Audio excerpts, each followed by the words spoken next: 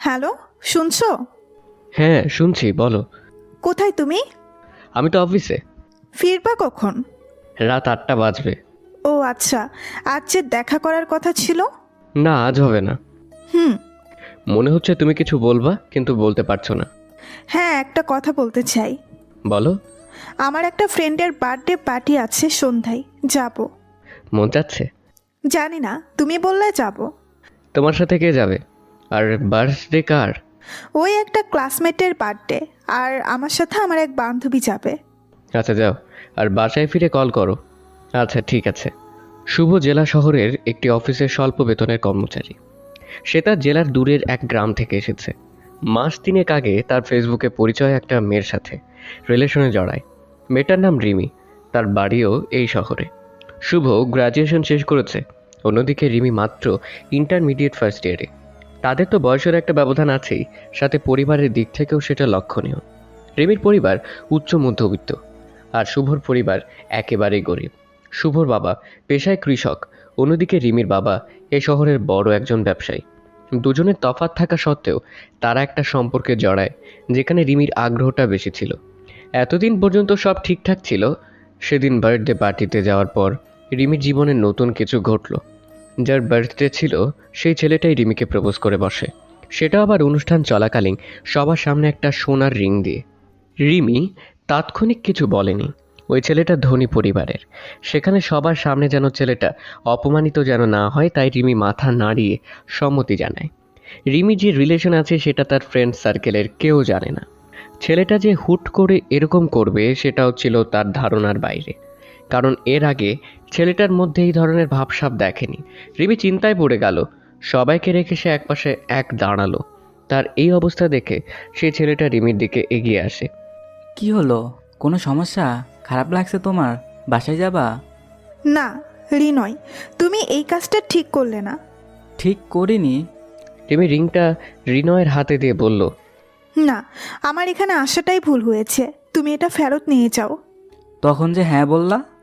তখনকার বিষয় আলাদা। তুমি সবার মাঝে যেন অপমানিত না হও সেজন্যই হ্যাঁ বলেছি। তুমি মনে করে দেখো, আমি কিন্তু মুখে কিছু বলিনি। রিনয় মন খারাপ করলো। মন খারাপ করো না। তোমার কি কোনো বয়ফ্রেন্ড আছে? না, তা নেই। তাহলে? আমি এমনিতেই এসবে জড়াতে চাই না। আমি যে তোমাকে ভালোবাসি। ফ্রেন্ডের মাঝে এসব না হোক প্লিজ। আমি কি করলে তুমি বিশ্বাস করবে তোমাকে আমি ভালোবাসি? তোমার কিছুই করতে হবে না, তুমি এগুলো মাথা থেকে ঝেড়ে ফেলো। রিমি আর কথা বাড়ায় না। সে তখনই সেখান থেকে বাসায় চলে আসে। বাসায় এসে শুভকে মেসেজ করে জানিয়ে দেয় আজ তার ভালো লাগছে না, আজ কথা বলবে না, কাল পারলে কথা বলবে। রাত তখন 10:30। রিমির মোবাইলে অচেনা নাম্বার থেকে কল। ফোন রিসিভ করতে ওপাশ থেকে কান্না আওয়াজ ভেসে আসতে থাকে, কোনো কথাবার্তা ছাড়াই। কয়েক সেকেন্ডের মাঝেই রিমি বুঝে উঠল এটা রিনয়। এই, কি শুরু করছো তুমি? বিশ্বাস করো, আমি তোমাকে ভালোবাসি। আমি তোমাকে ছাড়া কিচ্ছু ভাবতে পারছি না। তুমি ফোন রাখো। না, কথা বলবো। দেখো, এমন করো না, আমার এসবে ইন্টারেস্ট নেই। তো কি ভালো লাগে তোমার আমায় বলো, আমি এনে দিচ্ছি। তোমার কিছু আনতে হবে না। সবাই কিন্তু জানে তুমি আমার, আর আজ সেটা সবাই দেখছে। দেখলে দেখুক। এমন করো না, আমি জানি তুমিও আমাকে ভালোবাসো। না, একটুও না। এই, রাখো রাখো। রিমি কলটা কেটে দিয়ে ফোন বন্ধ করে রাখে। পরদিন সকালবেলা শুভ অফিস যাওয়ার আগে রিমিকে কল দেয় প্রতিদিন। আজও তাই করলো, কিন্তু ব্যস্ত দেখালো। কিছুক্ষণ পর আবার ট্রাই করলো, তবুও ব্যস্ত। অফিসে গিয়ে ট্রাই করলো, তবুও ব্যস্ত। এদিকে রিমি রিনয় কি বুঝিয়ে যাচ্ছেই, কিন্তু রিনয় বারবার আত্মহত্যা করার হুমকি দিচ্ছে। রিনয় বলছে রিমি রাজি না হলে কোনো সমস্যা ছিল না। এদিকে শুভ পড়েছে দুশ্চিন্তায়। সে কাজেও মন বসাতে পারছে না ঠিকমতো। সেটা ডেস্কে বসে চোখ বন্ধ করেছিল। হঠাৎ বসের আগমন তার ডেস্কের সামনে। অন্যমনস্ক থাকায় বস শুভকে কথা শোনায়। শুভর মেজাজ হয়ে গেল খিটখিটে। এদিকে রিমি কলও ধরছে না।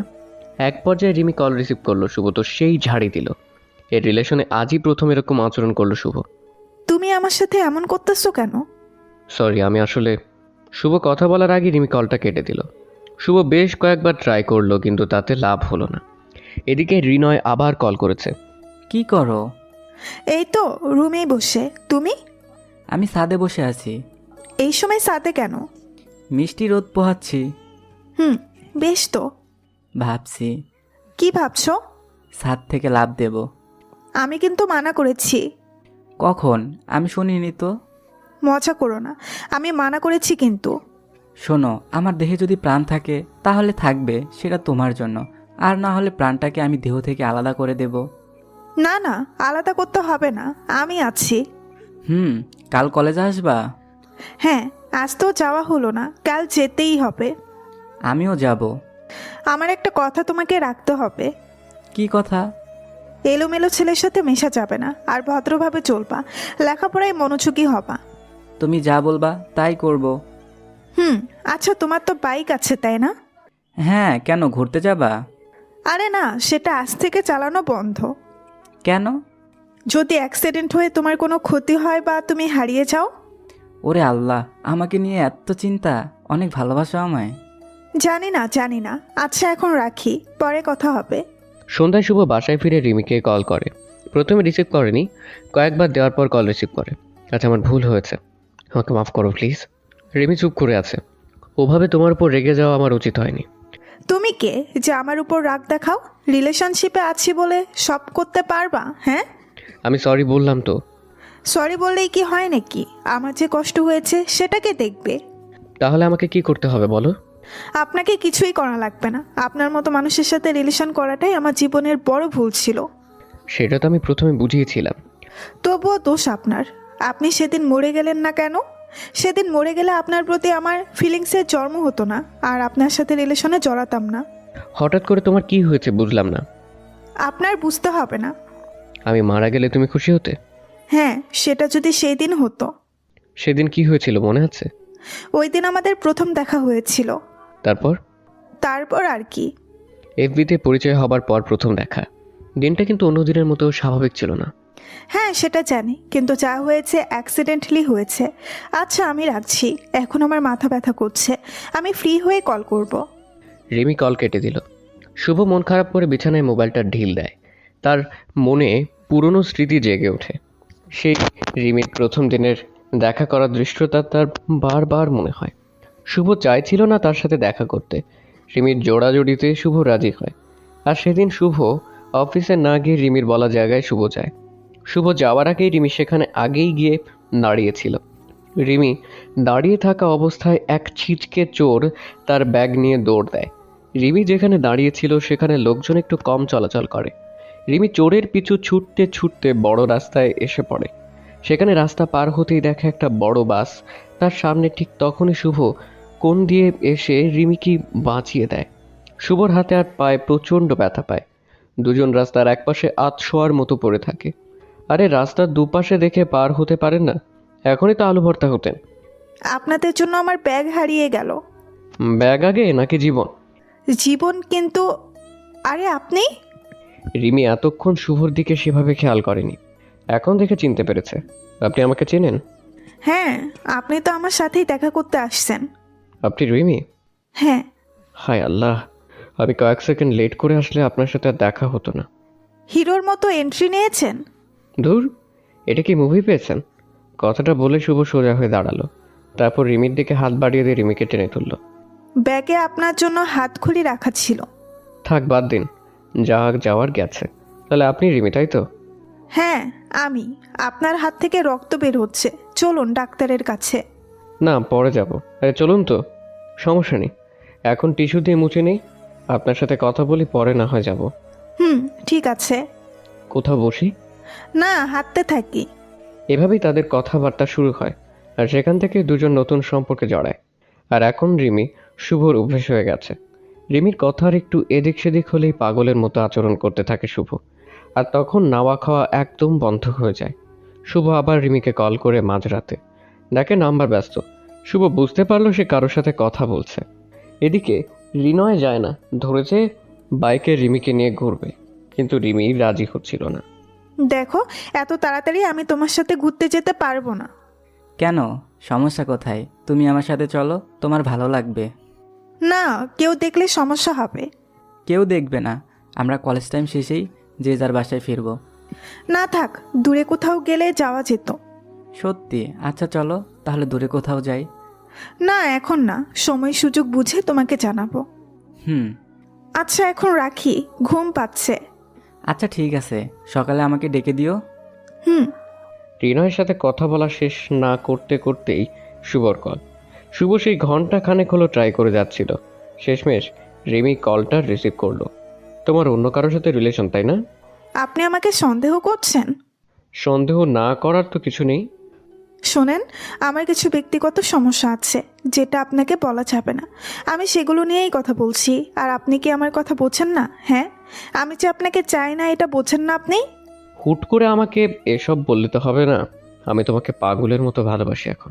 শোনেন, আমি এখন আমার লাইফ নিয়ে আলাদা ঝামেলায় আছি। আপনি আমাকে ডিস্টার্ব করবেন না একদম। মাসখানেক পরে কল দিবেন, তখন যদি সব কিছু ঠিক থাকে তাহলে আমি আপনার সাথে কথা বলবো। আমার প্রতিটা সেকেন্ড তোমার ভালোবাসার জন্য উৎসর্গ করতে ইচ্ছে করে। সেখানে 1 মাসে এতগুলো সেকেন্ড আমি অপেক্ষা করব কিভাবে? আমি এটা ধারণাই করতে পারি না। আমি জানি না আপনি কিভাবে থাকবেন। হুট করে তোমার কি হলো এটা তো বলবা। সমস্যা আছে, আগে বুঝতে পারিনি, এখন বুঝতেছি। কি সমস্যা বলো আমাকে। না, বাদ দেন। আমরা গরিব, তোমাদের সাথে আমাদের ক্লাস যায় না, আমিও এত ভালো চাকরি করি না। তুমি সবটা জেনে আমাকে ভালোবেসেছো, আর এখন এমন আচরণ করার কারণ? আমি তো রিলেশনে আসতে চাইনি, তুমি জোর করে নিয়ে এসেছো। তুই কিন্তু বেশি বেশি করতেছিস, তোকে আমার সহ্য হচ্ছে না, তুই ফোন রাখ। এরকম মেজাজ দেখানোর মানে কি? আমি তোমার সাথে এমন কিছু করিনি যে তুমি আমার উপর এত রেগে যাবা। তোকে আমার সহ্যই হয় না। এখন এসব বলে কাজ হবে না। কথা বলতে বলতে আমি তোমার বাসার সামনে আসছি। তোমার জন্য আমার মন সবসময় কান্না করে, এটা বুঝো না তুমি? এই তুই ফোন রাখ। তোর এমন পাগলামির জন্যই তোকে আমার পছন্দ না। পাগলামি তো এখন করছি, আগে তো করিনি। তুমি প্লিজ বলো আমার সাথে এমন কেন করছো? আমি তো তোমার কোনো খারাপ চাইনি, কোনো ক্ষতি করিনি। আমি শুধু ভালোবেসেছি, তাও তুমি যেমন চেয়েছো তেমন। ধুর বালের। রিমি ভাষা খারাপ করে কলটা কেটে দিয়ে ফোন অফ করে রাখলো। শুভ সত্যি সত্যি রিমির বাসার কাছে আসছিল। কথা বলা শেষ করে সে আবার বাসায় চলে আসে। পরদিন সকালবেলা অফিসে আসে 2 ঘন্টা লেট করে। গত রাত জাগায় ঘুম থেকে উঠতে দেরি হয় তার। শুরু হলো বসের ঝাড়ি। এমনিতে শুভর মাথা মেজাজ গরম ছিল, সব রাগ ঝাড়লো বসের ওপর। আসলে বসেরও অনেক দোষ ছিল, সে একটুখানি ছাড় দিয়ে চলতো না। সব কথা যখন একদিনেই শুনিয়ে দিল শুভ, তখন সাথে সাথে গিফট হিসেবে চাকরিচ্যুত হলো। সেদিন ম্যাচে না থেকে সে বাড়িতে ফিরল। সেখানে মাকে জানিয়ে দিল তার চাকরিটা নেই। কথাটা বলে তার রুমে গিয়ে দরজা লাগিয়ে শুয়ে পড়ল। শুভর ছোট 2 বোন আর একটি ভাই আছে। শুভর বাবার কৃষিকাজ আর শুভর টুকটাক আয় থেকে সংসার আর ছোট ভাই বোনদের লেখাপড়ার খরচ চলে। শুভর বাড়িতে এসে এমন করার পর বাড়ির সবাই চিন্তিত। শুভ সন্ধ্যার পর রুম থেকে বের হয়, তাদের বড় ঘরে এসে বলে, ও মা, ভাত দাও। তুই পাটি বিছিয়ে বস, আমি দিচ্ছি। শুভর মা বাইরের কাজ শেষ করে শুভকে খাবার দিল। শুভ খাবার খেতে বলল, জুই, শিমলা, ফয়সাল ওরা কই? পাশের ঘরে পড়তেছে। আব্বা কই গেছে? আজ তো হাটবার, হাটে গেছে। ও, আমি কিন্তু সকালেই চলে যাব। সকালেই কেন? আর হুট করে কি হয়েছে বলতো? না কিছু না। শুভর চোখে পানি টলমল করছিল। কোনো সমস্যা হয়েছে? আরে না, কি ঝামেলা হবে, সব ঠিক আছে। তাহলে তো তোর মন খারাপ। মন খারাপ তো থাকবেই, প্রত্যেকবার আসার সময় ওদের জন্য কিছু নিয়ে আসি, টাকা না থাকে কিছু আনতে পারলাম না। চাকরিচ্যুত করলো, পাওনার টাকাও দিল না। কি হয়েছিল রে? কি আর হবে, এসব চাকরি হুট করে যাবে আবার হুট করে আসবে। তুই না বললি একটা সরকারি চাকরি করবি? সেটা কি এত সহজ? পড়ার উপর আছি, চেষ্টা করতেছি, দেখে কি হয়। তুমি আর 4টা ভাত দাও তো। হঠাৎ রুমে শুভর ফুফাতো বোন ইরার প্রবেশ। শুভর ফুফুর বাড়ি তাদের বাড়ির পাশে। ইরার এবেলা ওবেলা এই বাড়িতে যাওয়া আসা, আর 2 পরিবারের সম্পর্কও বেশ ভালো। রুমে প্রবেশ করেই ইরার এক চিৎকার, ভাইয়া! আরে টমেটো, কি অবস্থা? ইরার মুখ চুপসে গেল। মিঠে রাগ দেখাতে হবে না। কখন আসছো? এই তো বিকেলের দিকে। আমি তো দেখলাম না। তোর দেখতে হবে কেন? ইরা আবার গাল ফোলালো। ইরা শুভর থেকে 3 বছরের ছোট। ছোট হলেও তাদের দুজনের সম্পর্ক সাপে নেউলের মতো। দুজন সব সময় দুজনের ভুল ধরতে ব্যস্ত। এই হয়েছে, রাগ থামা। আচ্ছা মা, ঘটকরা কি ওরা চোখে দেখে না? ওরে বিয়ে দিয়ে বাড়ি ছাড়া করছো না কেন? ইরা আরও রেগে চুপ হয়ে গেল। এই থাম তুই। আর তুই রাগ করিস না, তোকে খেপানোর জন্য বলছে। মামি, তুমি তোমার ছেলেকে বলে দাও আমি আগে একটা জব নেব, তারপর বিয়ের কথা চিন্তা করব। মেয়াদ উত্তীর্ণ হলে কেউ আর এই জিনিস প্রীতও নেবে না। আপনার যে মেয়াদ উত্তীর্ণ হয়ে গেছে সেটা খেয়াল আছে আপনার? ছেলে মানুষ হলো হাতির মতো, মেয়াদ উত্তীর্ণ হলেও লাখ টাকা দাম।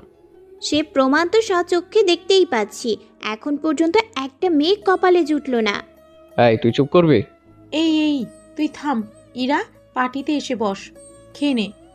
না মামি, আমি খেলে অনেকজনের অনেক সমস্যা হবে। ইরা ভেঙচি কেটে চলে গেল। ইরা চলে যাওয়ার পর মেয়েটা দিন দিন এমন হচ্ছে কেন? ও ঠিকই আছে, তোর সাথে শুধু এমন করে। আর মা, আমি কিন্তু সকালে যাব। আমি তো থাকতে বললাম। না, থাকা যাবে না। শুভ যাবে যাবে বলে সপ্তাহখানেক বাড়িতে থাকলো, আর এবেলা ওবেলাও ইরার সাথে ঝগড়া। শুভর মন মরা দেখে তার মা একদিন তার রুমে আসলো। দেখলো শুভ টেবিলে আনমনে কি যেন ভাবছে। মাকে দেখে শুভ বলল, কিছু বলবে? বাবা, তোর কাছেই আসলাম একটা কথা বলতে। আমি তো লেখাপড়া করিনি বেশি, এত কিছু বুঝিও না, কিন্তু তোর মন খারাপ দেখে আমার মনও ঠিক থাকে না। তোর কি হয়েছে বলবি একটু? না মা, কি বলো? কি হবে আমার? আমি ঠিক আছি। সারাক্ষণ কি সব চিন্তায় থাকিস তুই, সেটা আমি জানি না। তুই যে মন খারাপ করে থাকিস তা বুঝতে পারি। না, ঠিক আছি আমি। কিচ্ছু ঠিক নেই মামি, কিচ্ছু ঠিক নেই। তোমার ছেলে গঞ্জে গিয়ে প্রেম করে চাকা খেয়ে ব্যাকা হয়ে আসছে। ইরা রুমে ঢুকেই বলল, তোর এখানে কাজ কি? মা ছেলে কথা বলছি, তুই বাইরে যা। তুমি সবসময় এমন করো কেন? তোর ব্যবহারে। দেখেছো মামি কেমন করে? তোদের সবসময় লেগেই থাকে। মামি, তোমার ছেলেকে বিয়ে দিয়ে দাও, দেখবে সব ঠিক। এই এই, যাবি তুই? শুভ স্কেল দিয়ে মারার জন্য উঠতেই ইরা দৌড়ে বাইরে গেল। তোর জন্য মেয়ে দেখব। আরে না, কি বলো? মেয়ে দেখতে হবে না এখন, আগে ভাই বোনরা বড় হোক, আমি কিছু করি, তারপর না হয় দেখা যাবে। ইরাকে রেখে দে নাকি বলিস? না, একদম না। নিজেদের মধ্যে এগুলো আমার পছন্দ না, এই চিন্তা মাথায়ও আনবে না। আর মা, এখন আমি রওনা হব। এখনই? হ্যাঁ, চিন্তা করে দেখলাম যেতে হবে। তুই যে কি চিন্তা করিস, কি ভাবিস, আমি কিছুই বুঝি না। শুভ সেদিন বিকেলে শহরের ম্যাচে উঠল। রুমমেটদের সাথে কিছু কথাবার্তা বলে বিছানায় এসে শুয়ে পড়ল। সপ্তাহখানেক কোনো রকম বিছানা ছেড়ে উঠে জরুরি কাজ আর খাওয়া দাওয়া ছাড়া বাইরে বের হওয়ার নামও নিল না। আর লেখাপড়া তো একদমই না। সারাক্ষণ মাথায় রিমির চিন্তা ভাবনা। রিমির হুট করে পরিবর্তন হওয়া শুভ মেনে নিতে পারেনি। গেল আরও এক সপ্তাহ। এর মধ্যে শুভর রুমমেটের সাহায্য একটা দোকানে কাজ করার সুযোগ হয়। দেখতে দেখতে 1 মাস চলে গেল। এর মধ্যে রিমিও একবার কল করেনি। শুভ কল করতে গিয়ে বারবার ফিরে আসছে। একদিন কাজের সময় অচেনা একটা নাম্বার থেকে শুভর কল আসে। শুভ কল রিসিভ করতেই ফোনের ওপাশ থেকে একটা মেয়ের ফুঁপিয়ে কান্নার আওয়াজ। শুভ প্রথমে চিনতে পারেনি কে কল করেছে। যখন তার নাম ধরে ডাকলো তখন বুঝলো এটা রিমি। রিমির কান্নার শব্দ শুভর মনের ভেতরে আচমকা একটা ঝড় তুলে দিল। সে সব ভুলে রিমির কি হয়েছে সেটা শোনার জন্য অস্থির হয়ে ওঠে। এই এই, তোমার কি হয়েছে রিমি? আমি তোমার সাথে একটু দেখা করতে চাই। বলো, কখন দেখা করতে চাও? এখনই। কোথায়? ওই যে আমরা যেখানে দেখা করি, বটতলায়। ঠিক আছে, আসছি আমি। দেরি করো না, আমি এখানেই আছি। ও আচ্ছা, এক্ষুনি আসছি। শুভ দেরি না করে দ্রুত সেই স্থানে পৌঁছে যায়। শুভ রিমির কাছে গিয়ে তো হা করে তাকিয়ে থাকে। অপরূপ সৌন্দর্যের বিন্দুমাত্র সৌন্দর্য সে রিমির ভেতরে দেখতে পাচ্ছে না। সে চোখের নিচের কালো দাগ আর ভেজা চোখ বলে দেয় মেয়েটার সাথে খারাপ কিছু হয়েছে। প্রথমেই সরি বলে নিচ্ছি। রিমি মাটির দিকে তাকিয়ে, না সরি বলতে হবে না। তোমার এই অবস্থা কেন? আমি প্রেগনেন্ট। কি? আমি তোমাকে ধোকা দিয়েছি। আমার একটা ক্লাসমেটের সাথে হঠাৎ করে রিলেশনে জড়াই, আর তার আবদারে একদিন। রিমি সেই ঘটনাটা বলে। চলো আমরা একদিন ঘুরতে যাই বাইক নিয়ে। তুমিও তো বলেছিলে আমার সাথে বাইক নিয়ে দূরে কোথাও ঘুরতে যাবা। আমার ভয় করে। আমাকে ভয় করে? না পাগল, তোমাকে ভয় লাগবে কেন? আমার দূরে যেতে ভয় করে, যদি কোনো অ্যাক্সিডেন্ট হয়। এসব চিন্তা করলে কি হয়, চলো না একদিন যাই। কলেজ টাইম ছাড়া আমার বাইরে বের হওয়া যাবে না। ম্যানেজ করো। আচ্ছা দেখি। না প্লিজ প্লিজ। কোথায় নিয়ে যাবা তাই বলো। রিসোর্টে। সেটা কোথায়? আরে আগে চলো, তারপর দেখা যাবে। কোনো প্ল্যান ছাড়া ঘুরতে যাওয়া ঠিক হবে? নতুন কিছুর সৃষ্টি হোক। আসছে রাজামশাই, নতুন কিছু সৃষ্টি করবে। একদিন রিমি তার বান্ধবীর সাথে বের নিজ বাসা থেকে। রিমির বাবা মাকে বলে সেই বান্ধবী তাদের বাসায় 2 দিন রাখবে বলে নিয়ে যায়। এরপর সেখান থেকে সরাসরি রিনয়ের কাছে। রিনয় সেদিন সকালে রিমিকে নিয়ে রওনা হয়। রিনয় জানতো যে তারা কোথায় গিয়ে থামবে, কিন্তু রিমি সেটা জানতো না। সারাদিন তারা প্রচুর খাওয়া দাওয়া আর ঘোরাঘুরি করে। সন্ধ্যা নামলে তারা এক সুন্দর রিসোর্টে যায়। আমরা কি এখানে থাকবো? হ্যাঁ। বুকিং দিয়েছো? অনলাইনে বুকিং করেছি। ও, রুম কিন্তু একটা। এই না, একটা কেন? আমি কোথায় থাকবো? দুজনে এক রুমে। না না, এক রুমে কেন? আমাদের বিয়ে হয়নি। বিয়ে হয়নি তো কি হয়েছে, বিয়ে হবে। না, এটা ঠিক হবে না। একটু কাছে থেকে দেখতে দেবে না তোমাকে? তোমার কাছে গিয়ে একটু ভালোবাসতে দেবে না? রিনয়, এগুলো কি ঠিক হবে? ঠিক আছে, লাগবে না, চলো এখনই ফিরে যাই। রাগ করো না। আমার রাগ তোমার দেখতে হবে না। আচ্ছা, যেতে হবে না, আমি থাকবো তোমার সাথে। সত্যি? হ্যাঁ। রিনয় রিমিকে জড়িয়ে ধরল। এরপর তারা একসাথে রাত কাটালো। সারা দিন সেই রিসোর্টে থাকলো। সন্ধ্যায় রওনা দিয়ে মধ্যরাতে বান্ধবীর বাসায় ফিরল। এরপর থেকে রিনয় এড়িয়ে চলা শুরু করে রিমিকে। আর এদিকে রিমির জীবনে আসে বড় দুঃসংবাদ। পিরিয়ড বন্ধ হয়ে যাওয়ায় সে মাকে নিয়ে ডক্টরের কাছে গেলে ডক্টর জানায় সে প্রেগনেন্ট। রিমি বাসায় সব কথা জানিয়ে দেয়। এদিকে রিনয় কিছুতেই এটা মেনে নিল না। সে সাফ জানিয়ে দেয় তাদের মধ্যে কোনো সম্পর্ক নেই। এমনকি রিনয় কোনো প্রমাণও রাখেনি। এদিকে লোকে জানাজানি হবে বলে বিষয়টা পরিবারের মধ্যেই ধামাচাপা পড়ে আছে। তবে পরিবারে রিমির বাবা বেশ কড়া টাইপের লোক, সে বিষয়টা মেনে নেয় না। মেয়েকে বাড়ি থেকে বের করে দেয়। রিমি গিয়ে উঠে সেই বান্ধবীর বাসায়। আর সেখানে থাকাও রিমির জন্য সমস্যা হয়ে গেছে। সকাল বিকাল তার বান্ধবীকে কথা শুনতে হচ্ছে। এবার শুভকে সবটা জানানো শেষে বলল, এই হলো আমার অবস্থা। আমি সরি, আপনার সাথে বেইমানি করেছি। আমার এই মুখ নিয়ে সাহায্য চাইতে এসেছি। বাপরে, এত কিছু করে ফেলেছেন। আমার মনে অনেক প্রশ্ন আছে, সেগুলো না হয় বাদ দিলাম, কিন্তু আপনি আমার কি সাহায্য চান? আমাকে একটু। রিমিকে থামিয়ে দিয়ে শুভ বলল, এই ওয়েট, আমাকে আবার আপনার পেটে থাকা বাচ্চার বাবা হতে বলবেন না। আমি এটা পারবো না। আপনি আবর্ষণ করিয়ে নিন। আমি অন্য কিছু বলবো, আমার কথাটা শুনুন। জি বলুন, শুনছি। আমি বাচ্চাটাকে মেরে ফেলবো না। আপনি শুধু কি? আমাকে নিয়ে অন্যত্র কোথাও চলে যাবেন। যে লাউ সেই কদু, সেই বাবাই হতে হবে? সেটা কখন বললাম? আমি বলছি যে আপনি আমার সাথে অন্যত্র কোথাও গিয়ে থাকবে। ও পৃথিবীতে আসার পর আপনি আমায় ছেড়ে চলে যাবেন। এরপর যা করার ও আর আমিই করব। আহা, কত সুন্দর পরিকল্পনা। আপনার এই বুদ্ধি আর মন মানসিকতার জন্য আজ এই অবস্থা। জানি আমি। দুনিয়াতে এত আত্মীয় স্বজন থাকতে আমার কাছে আসছেন কেন? আপনি আমাকে ভালোবাসেন তাই। সেটার সুযোগ নিতে আসছেন? শুভর এক একটা কথা রিমির গায়ে বুলেট ছোড়ার মতো ছিল। রিমি আবার মন খারাপ করে মাথা নিচু করে রাখলো। আমি এসব পারবো না, আসি। আমার আত্মহত্যা করা ছাড়া উপায় থাকবে না। আত্মহত্যা কেন করবেন? যার জন্য আপনার এই অবস্থা তার কাছে যান। সে আমার সাথে চিট করেছে। আপনিও তো আমার সাথে চিট করেছেন। যে চিট করায় আপনি তার কাছে যাবেন না। আপনি চিট করেছেন আমার সাথে। আমি কেন আপনার কাছে যাব? সরি। শোনেন, কোনো কিছুতেই আমার মন নরম হবে না। আমি এত সহজে এসব ভুলে যাব না। আমি আপনার কাছে যেতে চাইছি না। আমাকে মেনে নিতে হবে না, শুধু আমাকে আশ্রয় দেন। আমার সে ক্ষমতা নেই। প্লিজ আমাকে বাঁচান। শোনেন, আপনার জন্য আমার চাকরি চলে গেছে। এখন আমার কাছে কোনো টাকা নেই, আর আপনাকে বহন করার মতো শক্তি ইচ্ছে কোনোটাই নেই। রিমি সরাসরি শুভর পায়ে ধরে মাটিতে বসে পড়ল। তারপর কান্না করতে করতে বলল, তুমি আমাকে রেখে যেও না। এসব কান্নাকাটি আমার ভালো লাগে না। আমি ভুল করে ফেলেছি। আমি এখন নিরুপায়। চলেন আপনাকে ওই ছেলের কাছে দিয়ে আসি। না, ওরা মেরে ফেলার হুমকি দিয়েছে। ওরা অনেক বড় লোক আর পাওয়ারফুল। আচ্ছা, পা ছাড়ুন, আমি দেখছি কি করা যায়। না, আমি ছাড়বো না। সবাই দেখছে, উঠুন বলছি। শুভ রিমিকে রাস্তায় ধারে বেঞ্চে বসিয়ে এদিক ওদিক দুই এক পা করে হাঁটছে আর ভাবছে কি করা যায়।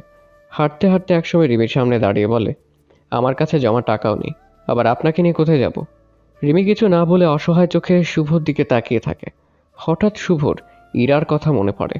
ইরার নম্বরও তার কাছে ছিল। শুভ কল করলো, পাশে ইরা কল রিসিভ করে। হঠাৎ কল দিলা কি মনে করে? তোর কাছে টাকা আছে? 10 টাকা আছে কেন? আরে 10 টাকা না, 10,000-এর বেশি লাগবে। কি বলো, এত টাকা দিয়ে কি করবা? তোকে এখন বলা যাবে না, টাকা দিতে পারবি? না মামিকে বলবো। আরে মাকে বলে তো আমিই বলতাম। তাহলে? তাহলে কি বুঝিস না তুই? আরে রাগ দেখাও কেন? আমার কাছে টাকা আছে, টিউশনি করে কিছু টাকা গুছিয়েছি। সেখান থেকে কিছু দে। কবে দিতে পারবা তাই বলো। মাস 2 পর। ঠিক আছে। আমার নগদ অ্যাকাউন্টে পাঠিয়ে দিস। বিকাশে দেই? না, নগদেই দে। ওকে দিচ্ছি। শুভ কল কেটে দিয়ে রিমির কাছে গিয়ে বলল, আপনার কাছে কোনো টাকা নেই? 4-5 হাজার আছে। ও, তাহলে হবে। আপনার সাথে ব্যাগপত্র তো কিছুই নেই? না, আছে। কোথায়? ওই যে পেছনে দোকান দেখছেন, ওখানে রেখে আসছি। ও আচ্ছা, আমরা এই শহরে থাকছি না, দূরে কোথাও যাব। আমার পরিচিত একজনকে কল করেছিলাম, ও ঢাকায় থাকে। আমাদের জন্য বাসা খুঁজতে বলেছি, যদি না পাই আজকাল ওর বাসায় থাকবো। আর হ্যাঁ, আমি বলেছি আমি বউ নিয়ে আসছি, তো কেউ কিছু বললে সেভাবেই কথা বলবেন। আচ্ছা, ধন্যবাদ তোমাকে। এসব দিতে হবে না। আর একটা কথা বলে রাখি, আপনি হয়তো এক বাসায় থাকবো, তবে আমি বাসায় থাকবো না। আপনাকে আমার দেখতে ইচ্ছে করে না। ঠিক আছে। শুভ রিমিকে নিয়ে সন্ধ্যায় ট্রেনে রওনা হয়। একটা সিটও না পাওয়ায় দুজনেই দাঁড়িয়ে থাকে। রিমির কথা চিন্তা করে সে একটা সিট একজনকে বলে ব্যবস্থা করে। রিমিকে সিটে বসিয়ে শুভ হেলান দিয়ে দাঁড়িয়ে থাকে। মধ্যরাতে ঢাকায় সে বন্ধুর বাসায় পৌঁছায়। শুভর বন্ধু বিবাহিত, একটা 2 বছর বয়সের মেয়েও আছে। রাতে খাবার খাওয়ার সময় জানিয়ে দেয় এই বাসায় একটা রুম ফাঁকা আছে, সে চাইলে উঠতে পারে। শুভ মানা করে দেয়, কারণ রিমি আর শুভ যে স্বামী স্ত্রী না সেটা যেন তারা না বুঝতে পারে, তাই অন্যত্র বাসা খুঁজতে বলে। আজকে রাতে দুজনকে একটা রুমে থাকতে দেওয়া হয়। দুজন রুমে ঢুকে সমস্যায় পড়ে যায়। পাশের রুমের বন্ধু আর তার বউ থাকায় রিমি শুভ ফিস করে কথা বলছে। কম্বল তো একটা, যে শীত পড়েছে এই শীতের জুবুথুবু অবস্থা। আমি বিছানায় ঘুমোচ্ছি, আপনি দাঁড়িয়ে থাকুন, ঠিক আছে? আচ্ছা। এই যে, আচ্ছা বলে চেহারাটা অসহায়ের মতো বানিয়ে রেখেছেন। উপকার যখন করতে আসছি উপকার করেই যাই। যান, আপনি কম্বল গায়ে জড়িয়ে আরাম করে ঘুম দিন। না, তুমি দাও। এই একদম আমাকে তুমি তুমি করে বলবেন না। ঠিক আছে, আপনি ঘুম দিন। জি না, আপনি অসুস্থ, আপনি ঘুমান। শুভ কাঠের পাশে থেকে একটা চেয়ার টেনে অন্যদিকে মুখ ঘুরিয়ে বসে রইল। আর রিমি খাটের এক কোণে দাঁড়িয়ে। রিমি বিছানা যাচ্ছে না দেখে শুভ বলল, আমি কিন্তু কাউকে দরদ দেখাতে বলিনি। আমার মেজাজ গরম করবেন না, যেটা বলেছি সেটা করুন। হুম। রিমি ভয়ে ভয়ে শুয়ে পড়ল। পরদিন সকালবেলা বাসার খোঁজে বের হলো। কিছু সময় ঘুরতেই বন্ধুর সহযোগিতায় একটা পুরাতন বাসা পেয়ে গেল। ভাড়া তুলনামূলক কম। শুভ রিমিকে সাথে নিয়ে দুপুরের মধ্যে সেই বাসায় উঠে গেল। নিজেরা সাথে কিছু না নিয়ে আসায় শুভর বন্ধু কিছু লেপ কথা তাদের দিল। নতুন বাসায় উঠে দুজন তো নানান সমস্যার মধ্যে পড়ে গেল। অনেক কিছুই নেই, সংসার করতে গেলে তো অনেক কিছু লাগে, এত কিছু তো নেই। কিনবো যে টাকাও তো নেই। এখন টাকা খরচ করে ফেললে মাসে বাকি দিনগুলোতে চলবো কিভাবে? আমি বলি কি? আপনার কিছু বলতে হবে না, আপনি চুপ করে থাকেন। আমি না বললে বুঝবেন না। আবার কথা বলে। রিমি মন খারাপ করে ফেলল। আপনি জানেন আপনার কথা আমি সহ্য করতে পারি না। সরি। সরি বলতে হবে না। কিছুক্ষণ শুভ চুপ থেকে বলল, কি যেন বলতে চেয়েছিলেন বলেন। রিমি মুখ থেকে কোনো শব্দ বের করলো না। আমি কি বলেছি কানে যায় না? আপনি তো বললেন আমার কথা সহ্য করতে পারেন না। এখন তো বলতে বলেছি। আমরা একটা লিস্ট করি, দেখি কত টাকায় জিনিস লাগে, সেখান থেকে যেগুলো দরকার সেগুলো আগে কিনে নেই, আর যা কিনবেন সব কম দামে কিনতে হবে। শুভ এবার রিমির দিকে ঘুরে বলল, কথা তো ওইটাই, টাকা শেষ হয়ে যাবে। আগে কিছুদিন কষ্ট করেন, তারপর আমি কিছু একটা ব্যবস্থা করে ফেলবো। হুম। 3-4 দিন কোনো রকম চললো তারা। শুভ সেই সকালে বের হয়ে বাসায় আসে রাত 8টা-9টায়। বাসায় এসে রিমির সাথে একটা কথাও বলে না। রিমির জন্য খাবার এনে রেখে নিজের মতো ঘুমিয়ে যায়। পরদিন রাতে যখন শুভ বাসায় ফেরে তখন রিমি শুভকে দেখে অবাক হয়ে যায়, কারণ শুভর পুরো শরীর আর পোশাক কালো হয়ে আছে। মুখটাতেও অনেক কালি লেগেছিল। আপনার এই অবস্থা কেন? আমাকে নিয়ে আপনার চিন্তিত হতে হবে না, কাজ করে আসলাম। আপনার হাতে ব্যান্ডেজ? তো কিভাবে হলো এমন? সেই কৈফিয়ত আপনাকে দিতে হবে? না, তা দিতে হবে না। তো প্রশ্ন করছেন কেন? সরি। আপনাকে কি ডক্টর দেখাতে হবে? না, দেখাতে হবে না। আমি তো জানি দেখাতে হবে। এখন তো টাকা নেই। টাকার চিন্তা আপনাকে করতে হবে না। আমাকে নিয়ে এত দূর যে আসছেন, এতেই আমার অনেক উপকার হয়েছে। ঘোড়ার ডিম হয়েছে। খাবার নিয়ে আসছি, খেয়ে নিন। আপনি খেয়েছেন? জানি না। না বললে খাবো না। ন্যাকামো করবেন না, খেয়ে নিন। আপনি রাতে একদিনও খেয়ে আসেন নাই, ঠিক আমার জন্য খাবার নিয়ে আসেন। কথাটা আমি একবারও আপনাকে বলেছি? না। তো পণ্ডিতি করে কে বলতে বলেছে? আমি আপনাকে দেখেই বুঝি, কিন্তু বলার সাহস পাইনি। ভালো। ভাগ করে খাই। আবার দরদ দেখাতে মানা করেছি আমি। রিমি খাবার না খেয়ে টেবিলের একপাশে রাখলো। শুভ সেটা খেয়াল করে আগের থেকে আরো বেশি রেগে বলল, আপনার সাথে প্রেম খেলতে আসছি আমি? সাহায্য করছি, ভালো লাগছে না? আপনি নিজের মতো করে চলেন, আমার দিকটা দেখতে হবে না। রিমি ভয়ে কান্না করে ফেলল। পরিচিত হওয়ার পর এমন রূপ কখনো দেখেনি সে। রিমি খাবার না খেয়ে খাটে বসে থাকলো। কিছু সময় পর শুভ একটু ঠান্ডা হয়। রিমির দিকে তাকিয়ে বলে, সরি, আর এমন হবে না, আপনি খেয়ে নিন। আর কাল থেকে বাইরের খাবার খাবো না, বাসায় রান্না করবেন, আমি কাল সব কিনে আনবো। হুম। শুভর কথার পর রিমি একটু দেরিও করলো না, টেবিল থেকে খাবার নিয়ে খেতে শুরু করলো। পরদিন কাজ থেকে ফিরে আসার পথে শুভ গ্যাসের চুলার রান্না করা বিভিন্ন সরঞ্জাম কিনে আনে। বাসার কিচেনে সেগুলো সাজিয়ে রেখে শেষে শুভ বলল, আজ তো আর হলো না, কাল থেকে রান্না শুরু করে দেবেন। আমি যে বেশি রান্না পারি না। আস্তে আস্তে শিখে যাবেন, শুরু করতে থাকুন। আচ্ছা, মা ফোন করেছিল। আপনি মোবাইল পেলেন কোথায়? সরি, আমি করেছিলাম। কার্ডটা দিয়ে? পাশের বাসার ভাবির। কেন? খুব ইচ্ছা করছিল। তা কি কথা হলো? আমাকে খুব মিস করছে, বাবাও নাকি কান্না করে অনেক। এখন মনে হয় আপনাকে বাসায় যাওয়ার কথা বলবে। না, তা বলবে না, কথা শেষে বলেছিল ভালো থাক তুই যেখানেই থাকিস। কোথায় কিভাবে আছে সেটা বলেছেন? হুম, বলেছি। যদি না বলতেন তাহলে বাসায় ওঠাতো, বলে দিয়েছেন তাই এত গুরুত্ব দেবে না। সরি, আমি বুঝতে পারিনি। আমার একটা ফুফাতো বোন আছে, আমি ওকে সব জানিয়েছি, এখনো মাকে জানিয়েছে। মা তো আমার উপর রেগে আগুন, আমাকে বাড়িতে ফিরে যেতে বলেছে। তাহলে আপনি চলে যাবেন?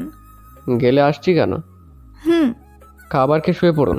শুভ কথাটা শেষ করতে না করতেই রিমি বমি করা শুরু করেছে। শুভ রিমিকে ধরে নিয়ে ওয়াশরুমে যায়।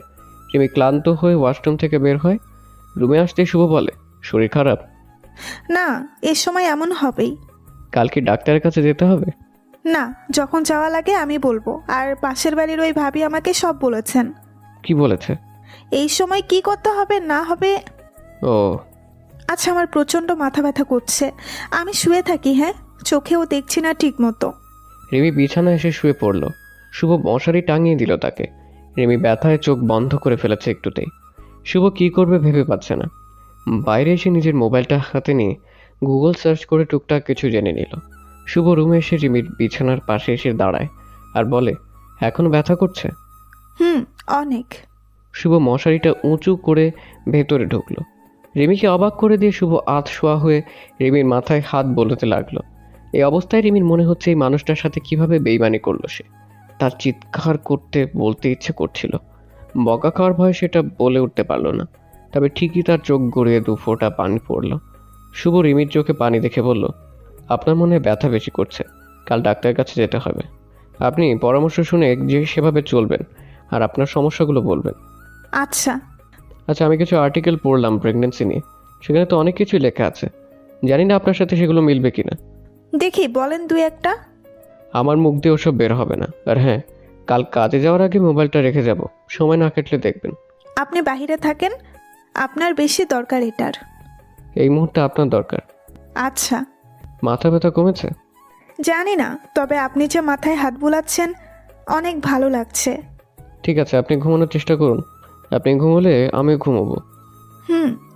শুভ রিমির মাথায় হাত বুলিয়ে দিতে দিতে ঘুমিয়ে যায়। একসময় শুভ হাত চলা বন্ধ হয়ে যায়। রিমি দেখে শুভ আধশোয়া হয়ে ঘুমোচ্ছে, তার গায়ে কাঁথা কম্বল কিচ্ছু নেই।